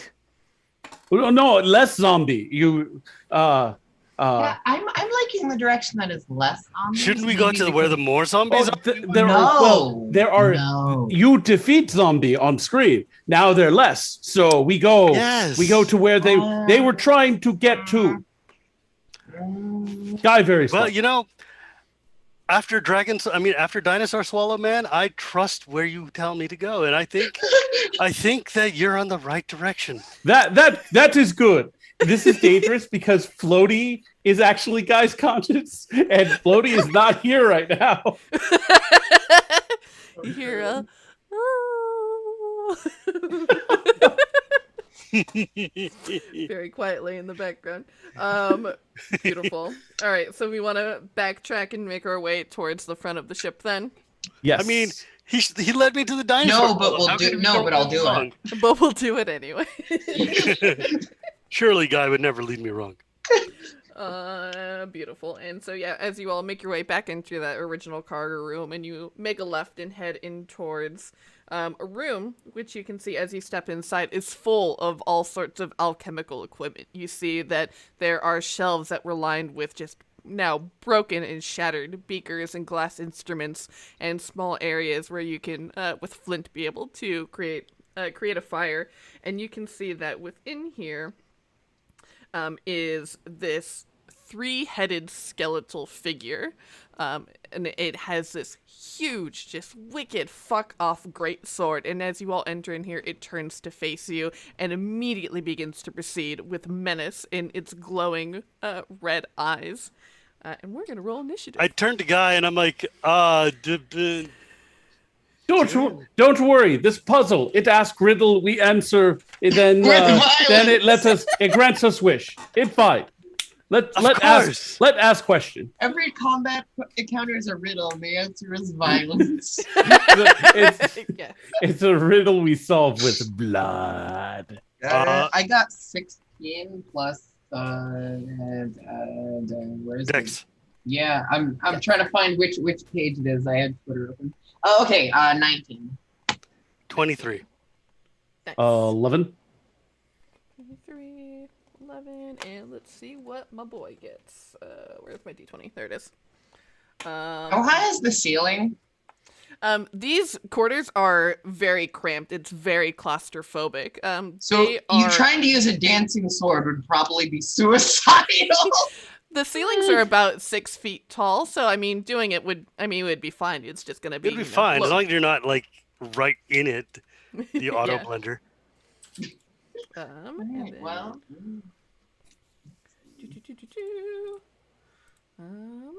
all right, what did they get? They got an 18. All right, very cool. And then, so kicking off is Bimpalasi.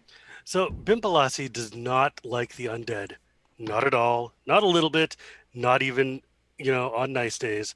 So he reaches out. He's on, Raga's back, and he reaches into the lower backside and pulls out this like folding knife that unfolds into this giant shiny scimitar, grabs hold of Raga, runs forward, charging, and shunk shunk, and tries to slash this dude twice with a double attack.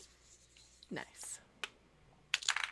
And my first one is going to be, 14 and 5 is a 19. And my second attack is going to be a 25. Oh, yes, both of those will hit. No, 24, not 25. Yeah. Anyway, so cool. So I get to do 1d6 plus 3. 6 and 8. 14 points of damage. Nice. Very, very sharp. Sweet. And then Raga is going to obviously go for the eyes, boo. And he rolls a 19 plus stuff. 19 5, 24 as well. Oh yeah, you can see that this individual is not wearing any armor whatsoever, but you can see that there's sort of this arcane ward that shimmers over them. 8 and 3 is 11 points of piercing damage. Nice. And the target must succeed on a DC 13 strength save or be knocked prone. Because we are rushing. Strength save, that is a 15. Ooh. Okay, cool. All right, and Celine.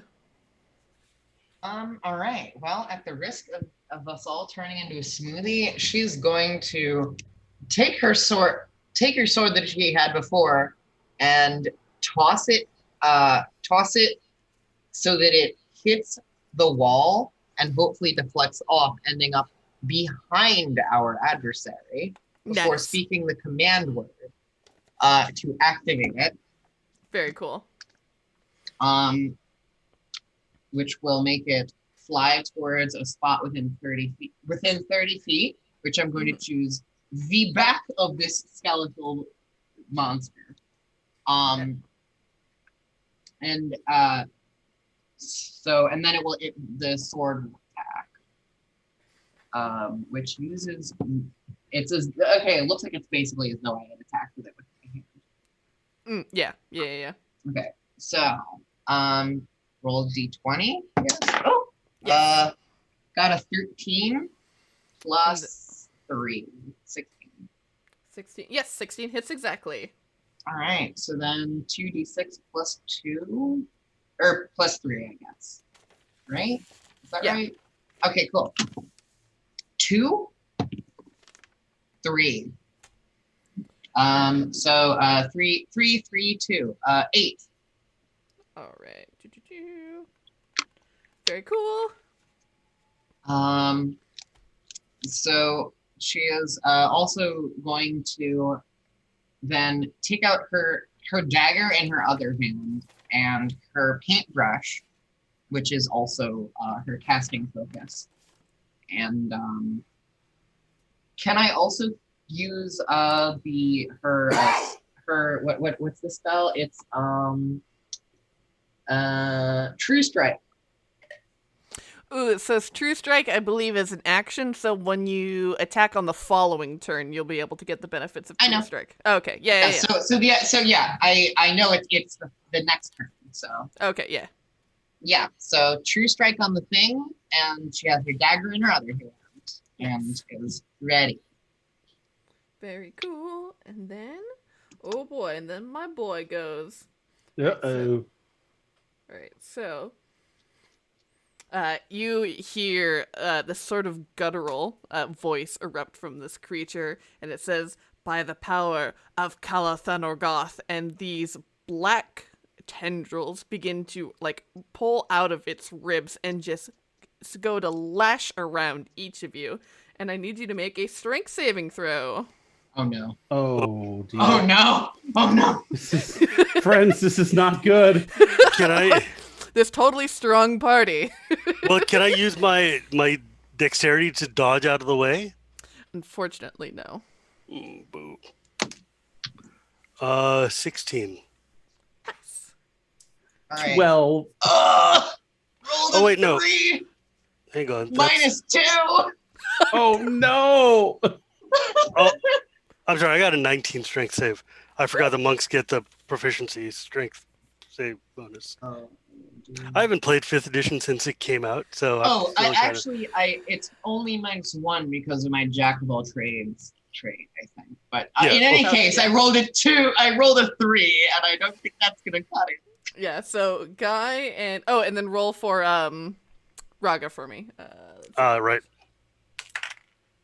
Natural 20. Oh no, he super Nice. Raga deeply does not care about your strength checks. So Celine here, you feel these black tendrils begin to wrap around your ankles and writhe up your body, and you are restrained, and you will take 2d6 necrotic damage. So you'll take 6 necrotic damage, and then so then when it comes to your turn, you can use an action to try and get out of the grasp, but until then, attacks that you make have disadvantage, and attacks against you have advantage, and your speed is 0. And... Darn, my ability to double, and then double again my speed sure isn't going to help when the base number is 0. I mean, you go nowhere really quickly. I can go so fast. I'm gonna hold left and right down at the same time in a video game. Just... yes. And then, Guy, it is your turn. All right, so Guy managed to evade this, yes? Mm-hmm. Yeah, so All only right. Celine has now been wrapped up within these tentacles. So, Guy steps back as far as he can go and kind of puts his hands against the wall and says, "Don't worry, Celine, I save." Oh, And no. he roils his hands and sort of breaks his fists apart as a small bead of sonic energy streaks toward you, and then as it gets there, it explodes in a cacophonous sound just short of you and only hitting our Skelly bro. And as he is engulfed in a shatter, and he needs to make a DC 16 con save. All right, let's see here. Or they. Who am I to assume how this skeleton identifies? When you're dead, doesn't really matter. Gender is irrelevant. Ooh, that is hot butts. That is a 4. All right. Hot butts? That's the way to put it. I don't know if I rolled a 4 on my butt. I don't think I would say it was that hot. All right. Skellebro's going to take 14 thunder damage. Nice. As Thunder it damage. resonates through his skeletal body. You hear, these bones clang and rattle against each other in this sort of death knell. But it still stands. Death knell. It's already dead. It's trying to make us dead.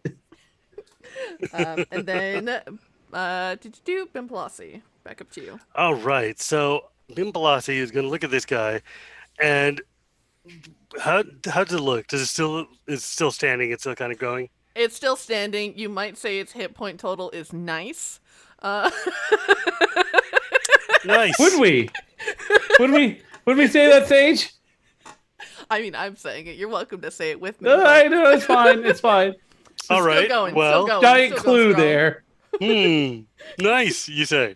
Okay, well, Bimbalasi is going to go and Kung Fu Hustle over here, and I'm going to take out my Vorpal Blade once again, and we're going to go Snicker Snack and see what happens with a double attack, and then I'm going to use a key point to Flurry of Blows afterwards Yes. to get 2 more attacks. Nice. So, Monks, man. yeah, I mean, like, look, dude, I'm good at one thing, and that is turning this into salsa. So, let's see, that's a 16 plus 5 on my first one. So 21, Yes. 15. Yes. Ooh, 15 actually will not hit. Okay. It will be a glancing blow. All right. So I hit on the 21. I miss on the 15. I remember I said this was a Vorpal Blade, right? Yes. Am I remembering correctly that Oh! yes. Oh, something cool happens. Let me pull up the stats for Purple Sword real quick. In this explosion of bone, you see this tiny little gnome with green hair just kind of fly through and just go. Oh my goodness. Yes. What? You when you attack a creature that has at least 1 head, which this does, it has 3, and you roll a 20 on the attack roll, you cut off one of the creature's heads. And I've still got an attack left. Heck yeah! On the backswing, let's say that's a 18. Yes, that'll hit. So that's 3 hits and 1 crit.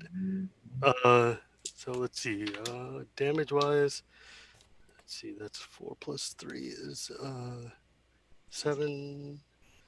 I mean, yeah. So for your crit, it'll do 6d8 slashing. 6d8. 68? You might want to just roll that one digitally. Yeah, because my normal hits just did like, let's say 7 points of damage. And then the let me pull out my D8 that I've had since 1992. I just typed it into Google if you want an answer immediately. This is D&D. If I'm not rolling dice, what am I doing? Right? Fair enough. Can't argue with that. You gotta pick up and go. 12 and 7 is 19. 19 and 8 is 27. And 4. 31. 31 Hot. points of slashy slash damage. Dang. Oh, this thing looks very wounded. Well, it's also, sands ahead, so I want to take out the middle head of the three if I can. Oh, absolutely. Yeah, and this skull goes flying across the room. My sense of symmetry is pleased. All right, and then Raga. He hits it too. He's just stunned by my shocking, explosiveness, and just like, yo, I'm gonna let you have that one, Chief. Just kind of. Oh boy, and then Celine. You are Okay. currently still restrained, and so it is a strength saving throw to get out. But that will be your turn, or you can make an attack with disadvantage. I think. Okay, so can I still do the bonus action of commanding the sword to continue attacking while I try to get my? I'm gonna command the sword to just keep doing your thing. Gonna roll a 1. Oh. No. I don't. No. Do you do interesting critical fails or? Nah. Okay, cool. All right. So anyway, get a strength saving throw. God help me. Yeah, even the dancing sword was stunned.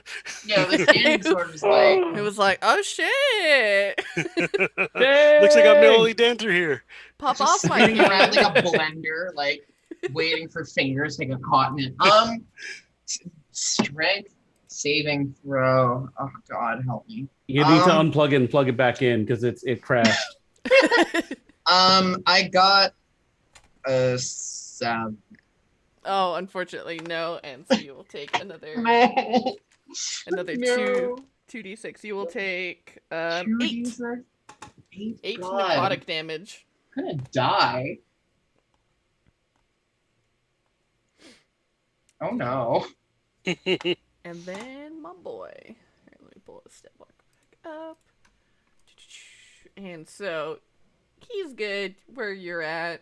He against Bimpelassi, he did not like one of their heads getting cut off, and so you see suddenly these 2 just sort of gray bolts that absorbed what sort of little light there is in this room, sort of channel it into these arcane bolts that fly at you. And you see that, oh shit, that's a natural 20. So one of these bolts hits you straight in the chest as you feel your sort of life force get pulled around you, and you see like your skin begin to gray as you're hit by this necrotic energy. And you are going That's fun. Oh boy. I mean, I had it coming. The boy's mad. That's pretty cool. So you will take a total of 25 necrotic damage. What? Oh, jeez. And Well, you see that's when people were reading off their classes earlier, I noticed a couple of glaring omissions. No supports and no tanks. I have a healing. I have a healing spell. Oh, that's right. You're part bard. That's yeah. right. No, yeah. I'm rogue on my bard. mother's side. Yeah. No. Celine has all the support spells. and then specific. Guy. Yeah, I'm at 16. But I do have a healing potion, so I will definitely be indulging as soon as I can. All right. So Guy is going to. I think he is just going to continue trying to move away from it, and he is going to send a fire bolt at it. Nice. So let's try an attack. Okay. 19 AC. That will do it. All right. Not bad. 12 fire damage as he backs up and sends a small bolt flying at it. Definitely. Say, respectable. don't worry, I continue attack. And then Bimpelassi.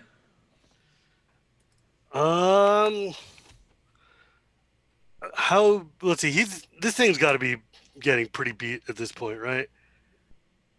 I'm gonna just swing at it twice again. Mm-hmm. Let's see, that's a 18 and Maybe 5 you'll get another head. 18 and 5 is a 23, and then 8 and 5 is a 13. So I miss on one. Yes.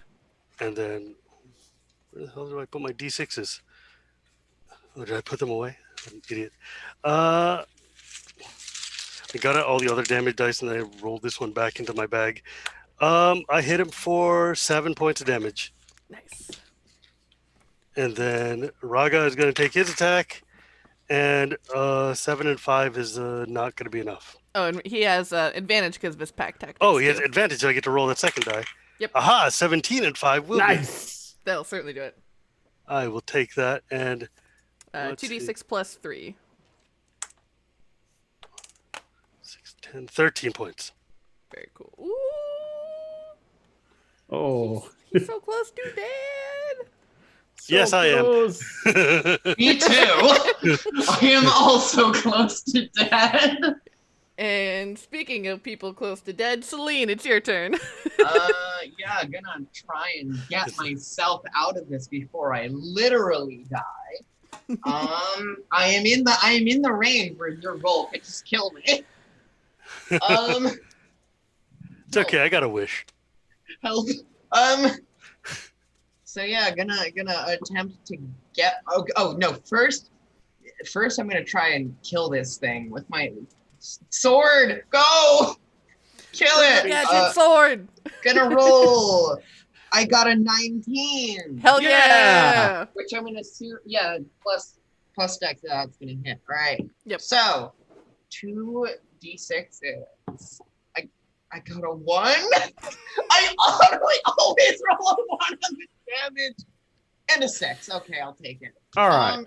All right, 7. Okay, so 10. What does on it the look dancing like as your dancing sword finishes off this deathlock? So if you know Beyblades, you know how they're these spinning, like imagine if you took a knife and taped it to the top of a Beyblade and then dropped like a very flimsy toy into it. There's just bits of bone flying all over the place, just like bouncing off of everything, and the sword is just doing its spinning job, and then it hits the wall and just clatters to the floor. Fan-fucking-tastic. And you fall out of initiative as you fell this undead creature. Woohoo! And you know that Woo! just off to the right is where you would expect to find this orrery. I think I've got some cure wounds to cast right now on Fair. I think oh wait, so you have a healing potion or I have a potion of healing 1, yes. okay. I don't know if I don't think I do. And that's a, what, 2d6 plus 1 or something like that? 2d4 plus 2. 2d4 plus 2. Give me. It's like that old joke. How is having sex in the graveyard like our party? They're both fucking close to dead.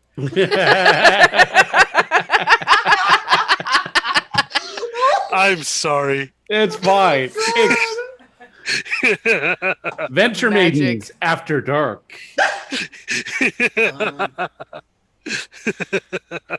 Oh, Listen, having so good. actually experienced the Venture Maidens After Dark, listen. It's a wild ride. I was in LA once with the Venture Maidens. I'm literally from a podcast called Dungeon Drunks, and y'all put me to shame. There was no keeping up with y'all. It was fantastic. Yeah. I went to bed at my hotel like an old man. I got back and it was like, oh hey, Obo's here, yeah, Tav's here. And it's like, this is great. We're just chilling.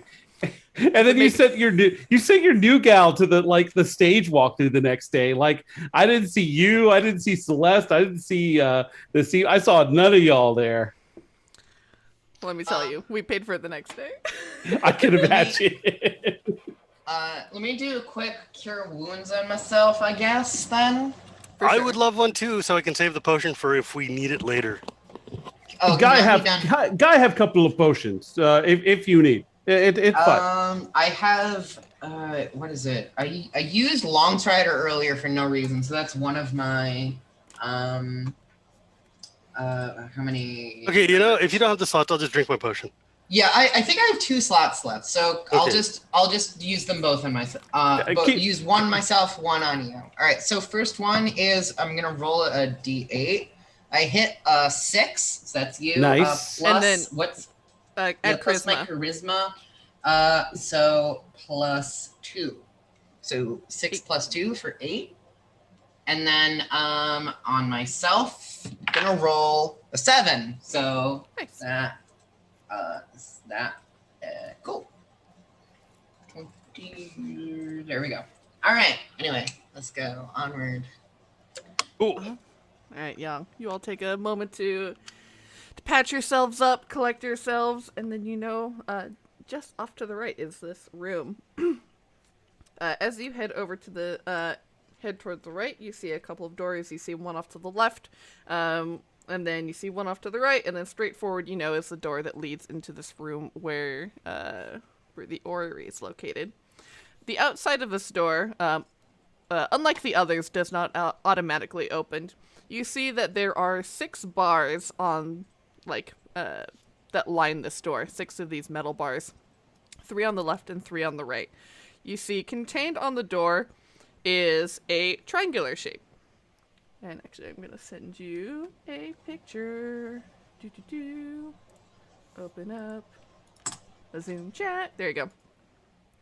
So you can see that there is this image of a triangle, and it has 3 different colored pegs. At the top of the triangle, at the point, you see is a blue peg. At the left-hand corner is a green peg, and at the bottom right is a red peg. Each of the pegs can move. Basically, they slide up a track where they can lock into a position at one of the different points of the triangle.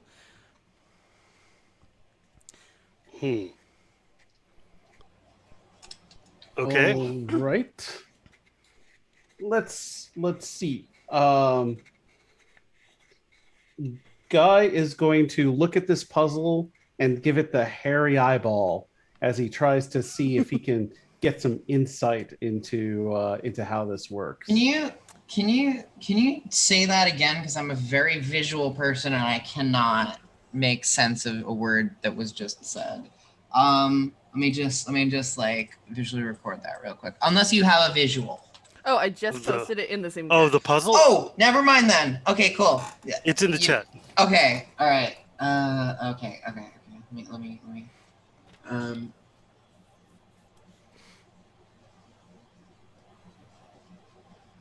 So do you think we need to bring all of these into one location? Or? Possibly. Does it look like there is room for 2 pegs to be at the same vertice? Yes. Yeah. Okay. So that they when they get to the end of they're all on basically a separate track, so that you can clump them all into one corner, or you can arrange them all to the different corners of the triangles. Different corners of the triangle. Is there any symbology that would indicate that basically Guy wants to look at it and see if he can get any clues to how it's supposed to work? Yeah, go ahead and give me an investigation check, and I'll say give it to me with advantage because you've got your true sight. Aha.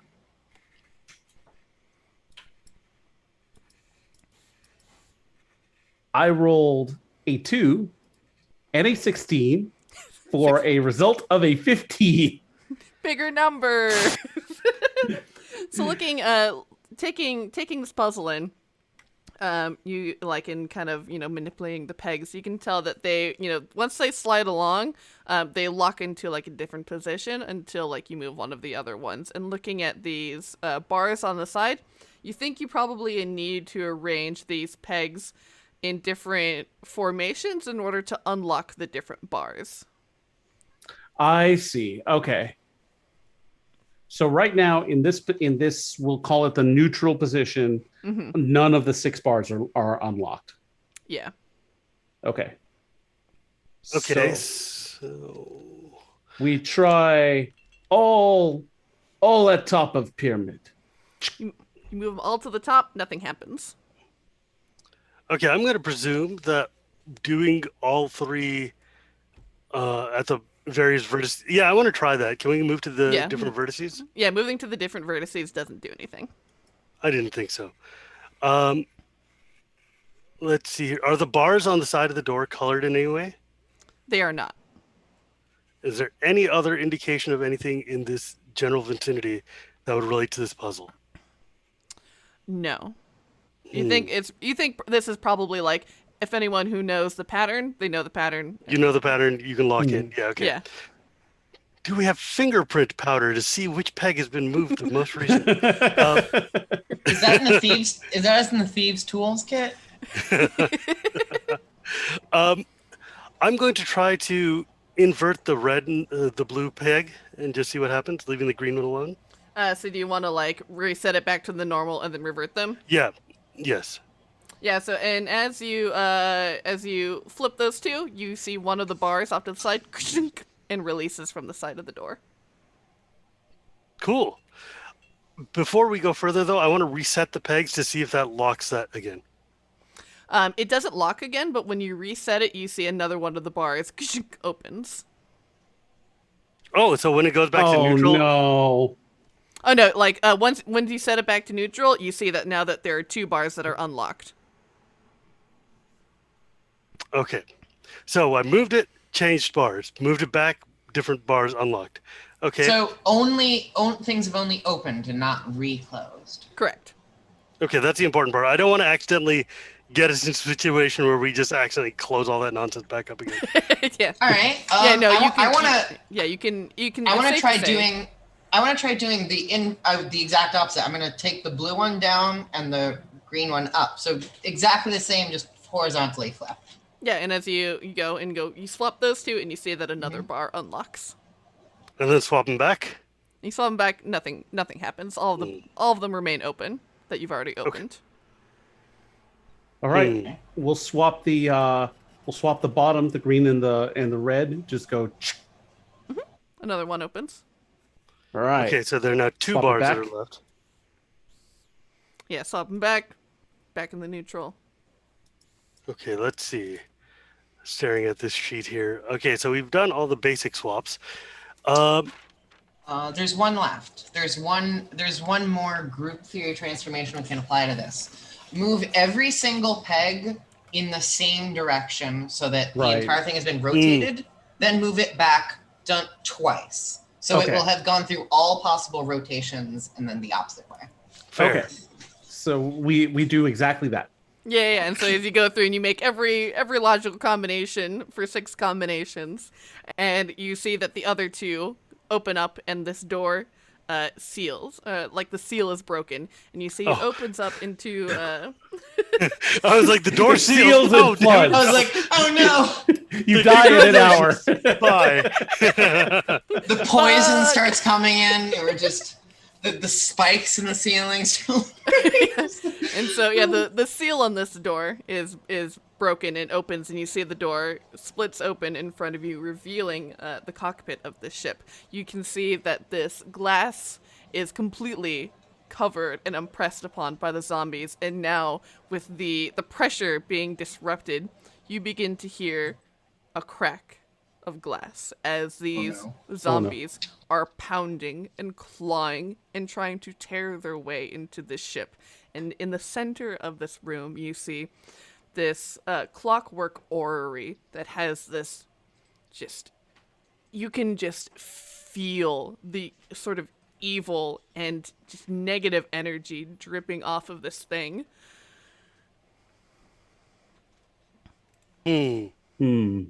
How many zombies? Hundreds. Oh. All of the ones that you had seen filing into the lake have coalesced on this point. So are they all clumped around one window, or there's like a whole bunch of them? It's basically like a semi-spherical window, like that you can see that like is one continuous like pane of glass that you see. All right, where's the crack? You can see it's coming off from the top right. I will tell you, you will have 5 rounds before this glass breaks. So you have 5 rounds of actions of whatever you would like to All do. right, my very first action is the immovable rod that I have, thanks to my packs, sponsored by TCG Player. Bar the gate. I'm gonna use my ability to move faster than anything should be allowed to move in a game to put myself at that window, blocking the spot that seems to be the weakest, pressing the button on the immovable rod, and then getting the heck back. Probably before the zombies will even notice I'm there. Mm-hmm. As far as they care, this rod just appeared suddenly. Yeah. But yeah, at least hopefully if the glass like breaks there, it'll take them like 5 seconds more maybe before that happens. They're just able to get through. I don't know. I respect it. Yeah. Dang it. Crown of Madness targets humanoids, and those aren't humanoids out there. Zombies are humanoid? No, they're undead. Oh, fiddles. Yeah. Let's see. All right. I'm gonna just say, listen. I'm gonna twirl. Gonna take my paintbrush and do this little thing, like just this twirling motion, granting my bardic inspiration to Guy. We can do this. All right. We can do this. Yeah, let me note that. Your bardic inspiration is a D8, D6? I'm level 2 bard. A D6. D6, okay. yeah. Cool. Okay. So Guy is going to try and pick up the Ori. Does it look like it can up and move? It definitely looks like you can pick it up. It is very heavy. If it's just you by yourself, you'll definitely be moving in half speed. If someone helps you carry it, you all can move at normal speed. Okay, so So what is it though? Like we should maybe inspect it. Yep. Figure out if what we want to do. actually, I think I'm a little confused here, just in terms of spatial geography here. Mm-hmm. So we're in room number. So what room are we in right now? Are we in room 1 yet? Yeah. We're in room 1, and the zombies are coming in from the outside of the ship. Is that what it is? Yeah. Okay. So I was like, they're hitting the thing, but I guess I had missed that they're in the water trying to break to it get in. thus Yeah. break the thingy. And then we've got this how big is this Ori? It's about the size of a basketball. Okay. Yeah. Let's see. What can I roll to, and it's movable, you said, and it's like obviously seems to be summoning these zombies. It's summoning them, or they want it, or something along those lines. Okay, so I have a thought here, friends. I have this this scroll that my guru gave to me before I left the woods, and by gave to me I mean it was just stuck underneath the statue for 40 years, and I just never looked. And it says wish. I'm not sure what that means, but I feel that this may be a place that were someone to have a desire would be a place that one might want to use said desire to remove this this orb. So we think big picture, executive picture, if you will, executive view. Guy has heard this word before, doesn't quite know what it means. But so zombie commanded to come down here for clockwork thingy. That and pollution of lake, just side effect of zombie trying to get clockwork thingy. I think this is true, right? Reasonable. So if clockwork thingy not here, zombies not come into lake, town okay. Zombies go elsewhere. Well, yes, but they might also just mill around and stick around here. They don't have another command. They just happy. They might water. command might be get clockwork thingy. But if Clockwork Thingy's not here, they might just be like, well, I don't know what to do, so I'm just going to sit and go, brrr. No, that's fine. A guy destroy them all with meteor, no problem. But So, I feel like this might not be the best use of a reality-altering spell. We may be able to solve this without resorting to that. Great backup plan, though.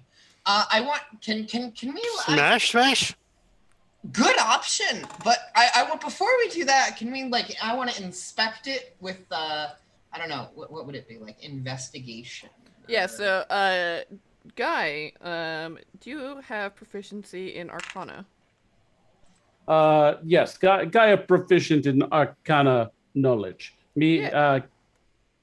Guy's intelligence is also like a -1 though, right? Oh, it's fine. It's fine.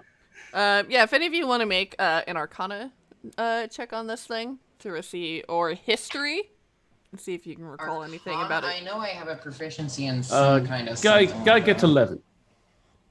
Would you like to use your body? 16. Ooh, nice. Arcana. You can use a Bardic Right. Inspiration die if you'd like. Nat 20. Ah, got. Pew, pew, pew, pew. All right, very cool. So looking at this thing and now actually being in the immediate presence of it and seeing the place that you're in, it all kind of clicks. You are in a fabled Netherese airship. This is a ship that was said to fly above the cities of the Netherese, and it has been at the bottom of this lake. The ship is controlled by this orrery, this legendary orrery known as the Orrery of the Wanderer, which allows you to move across both time and space. And so, and because of the planar magic that is contained within this orrery, sometimes from the energy from like the negative planes can spill out if it's not being maintained correctly, or if negative forces are disturbing it. And so so this is probably the energy from the negative planes that is spilling in through the material plane that is causing this corruption. Time and space. Guy have idea. Guy have spell that turn anything into other thing. So DM, would you say that this is a small object? Yeah, it's a small object. Okay, cool. Moment, please. Let's see. Oh, I don't have that book. Oh, let me see if I can pull it up. CR. 20. It can be up to a CR 9. Oh, what the hell are you casting, bud?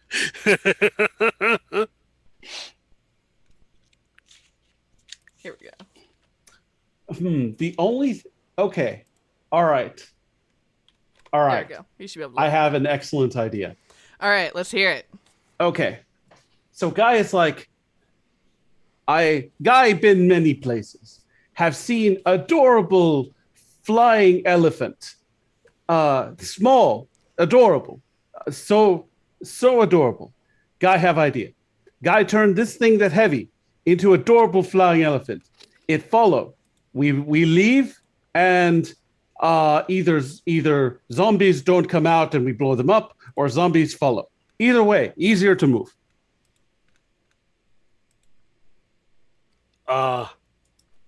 And this is better than just wishing it away. Excellent idea. And as soon as you speak up, Guy casts True Polymorph and turns temporary. Yes, No. yeah, Well, kind of yes, I guess so. kind of yes. And turns the Orrery of the Wanderer into a Hollyphant. Oh my goodness. That's the Oh. really that's what you reached. You reached into the deep ether, found all the magical powers available to you in the universe, and said, "You know what? This ineffably evil device that is summoning zombies and undead, and I am going to turn it into a flying elephant. A tiny, it's celestial, not adorable inherently elephant. evil. Pulling back the screen for a second, above game, the options were a living blade of disaster. That seemed like a bad idea. A lot of these are evil. A Hollyphant might actually follow us. That is fair. Is it? And if it doesn't, Selena's going to steal it. Oh, yeah, and so you see Being this... Being able to like- travel back in time, her entire character is trying to undo a mistake from her past. That's going to be very secret motivation here. This is the other reason she didn't want it wished away. Yeah. Bimpalasi's like, well, Dragon Swallow Man brought us down here. If he wants the elephant, then maybe that's the way they do it in their culture. Elephant. Yeah, we can turn I into an want elephant. Let's go. I want my elephant. You can do it. And You've got that inspiration. So true polymorph. I use the object into creature. You can turn an object into any creature as long as the creature size is no longer larger than the object size, and the creature's challenge rating is 9 or lower. Hollyphant is a 5. The Sure creature is is. friendly to you. Oh, it was friendly to me. Oh well, this is better. This is better. Oh, phew. It's friendly to you and companions. It's actually to your turns. You decide what action it takes and how it does. GM has the creature statistics and resolves all of its actions as movement. If the spell becomes permanent, I no longer control this creature. It might remain friendly to you depending on how you have treated it. Now, it is an hour. And if I concentrate on the spell for that hour and don't get interrupted, the spell lasts until it is dispelled. All right. So you have in front of you a small golden furred winged elephant that is just sitting on its little elephant butt, looking up to you, rather confused, and it taps its face with its trunk and flaps its little ears a little bit and kind of a little anxious and is like, hello? Hello. This is What's where your I name? Gotta break out my generous gift token for this one. Oh my god.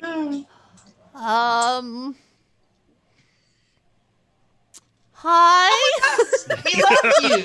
Come on with us. We're trustworthy. Bimpalasi is currently thrilled to have a fellow compatriot his size. Zombies out there, dangerous. We're leaving. Oh yeah, what are the With zombies us. doing? Yeah, it looks over its shoulder back up at the zombies that you're pointing to. And as they see this transformation occur, sort of almost all of a sudden, they all kind of freeze and still themselves. And they all kind of sink to the bottom and are no longer clamoring to get within this room. Oops. Well, that problem solved. No, it's not solved. They're at the bottom. Our problem is solved. Well, The town's problem? I don't care. I could wish for a big net. And just kind of scoop them up. Like a giant aquarium net, just You're or a right. pool net Fishing comes out boat. and takes out all the leaves, but the leaves are dead people. Just like, skimming off the top. It's like when you're making consomme and all the crub floats to the top and you're just scraping all the fat and zombie bodies off the lake and throwing them away. We got the undead pool cleaner just along the bottom. Baby little Roombas going around. Just yeah, there are now 10,000 zombies at the bottom of this lake ready to rot. If assuming the spell is not permanent, I'm just gonna when you spell out walk WALK in front of a pet so they don't know. It's if the spell is not permanent, trying to not let the elephant know what's gonna happen to it, and we move somewhere else, they will be drawn somewhere else. Maybe to corral. Maybe we set up giant zombie trap. But yes, Giant but bar. first step is to go. Yes, come. dig a pit of lava and just drag them in and go like. I want to hug the elephant. It's very warm and soft. It's like a chinchilla. Oh no! Hello, friend.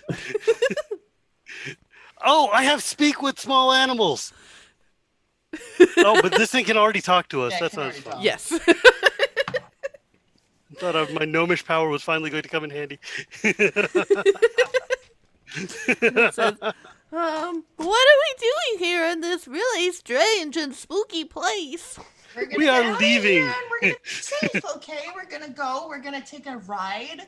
Ooh. There's a magical You're going to ride the dragon throne that's elevator. It's a custom of these places. We're gonna be very safe. It's all gonna be okay. The dragon will swallow us, and that's how we know we belong. All right. Guy said so, and he wouldn't lead us wrong. Never. Guy don't do such thing. As you guys walk in front of him, there's the most fiendish grin as the eye flashes, and then we keep going. He's like, don't worry, everything fine. And so, with our few minutes that we have left, how is it that you all resolve this between all of your resources combined? What's the end game for each of you? I think the best plan is to how long does the immovable rod last? Until you move it. Forever? Okay. So what we do is we go to a canyon, we take the immovable rod, we hover it in midair, we hang the orrery from it, and all the zombies who are being drawn to it will just fall into the canyon. It's like that episode of The Simpsons with all the homers going down. Donuts. See, that's very clever and much better than my idea. That's so much better than that's my suggestion. Idea, but I was just going to set up a fence and stand in between it and put the Ori behind me, and they're going to come, and I'm just going to lop heads off. Once we're out and once we've said our goodbyes to our fabulous Oliphant, we enact Celine's plan, and I cry a lot. It is a moment when our friend turns back into the Ori. It's friend, I wish we could be like this forever. I'll see you soon. As you see, this golden fur of this mammoth slowly shifts and transmutes back into this clockwork figure that you stick on top of an immovable rod. Just take chains and just hang it from an immovable rod over not we can use the flying boots to actually be up in the air and just hang something from it. I love it. That's so clever. Oh my god, I love it. Good stuff. And sure enough, within an hour, because zombies are slow travelers, you see this shambling horde, and they just begin tumbling into this canyon, and plummeting to their true death that awaits them at the bottom. And you all have done it! Yay! Let's see. You all emerge as triumphant adventurers! And later I'll steal the orrery.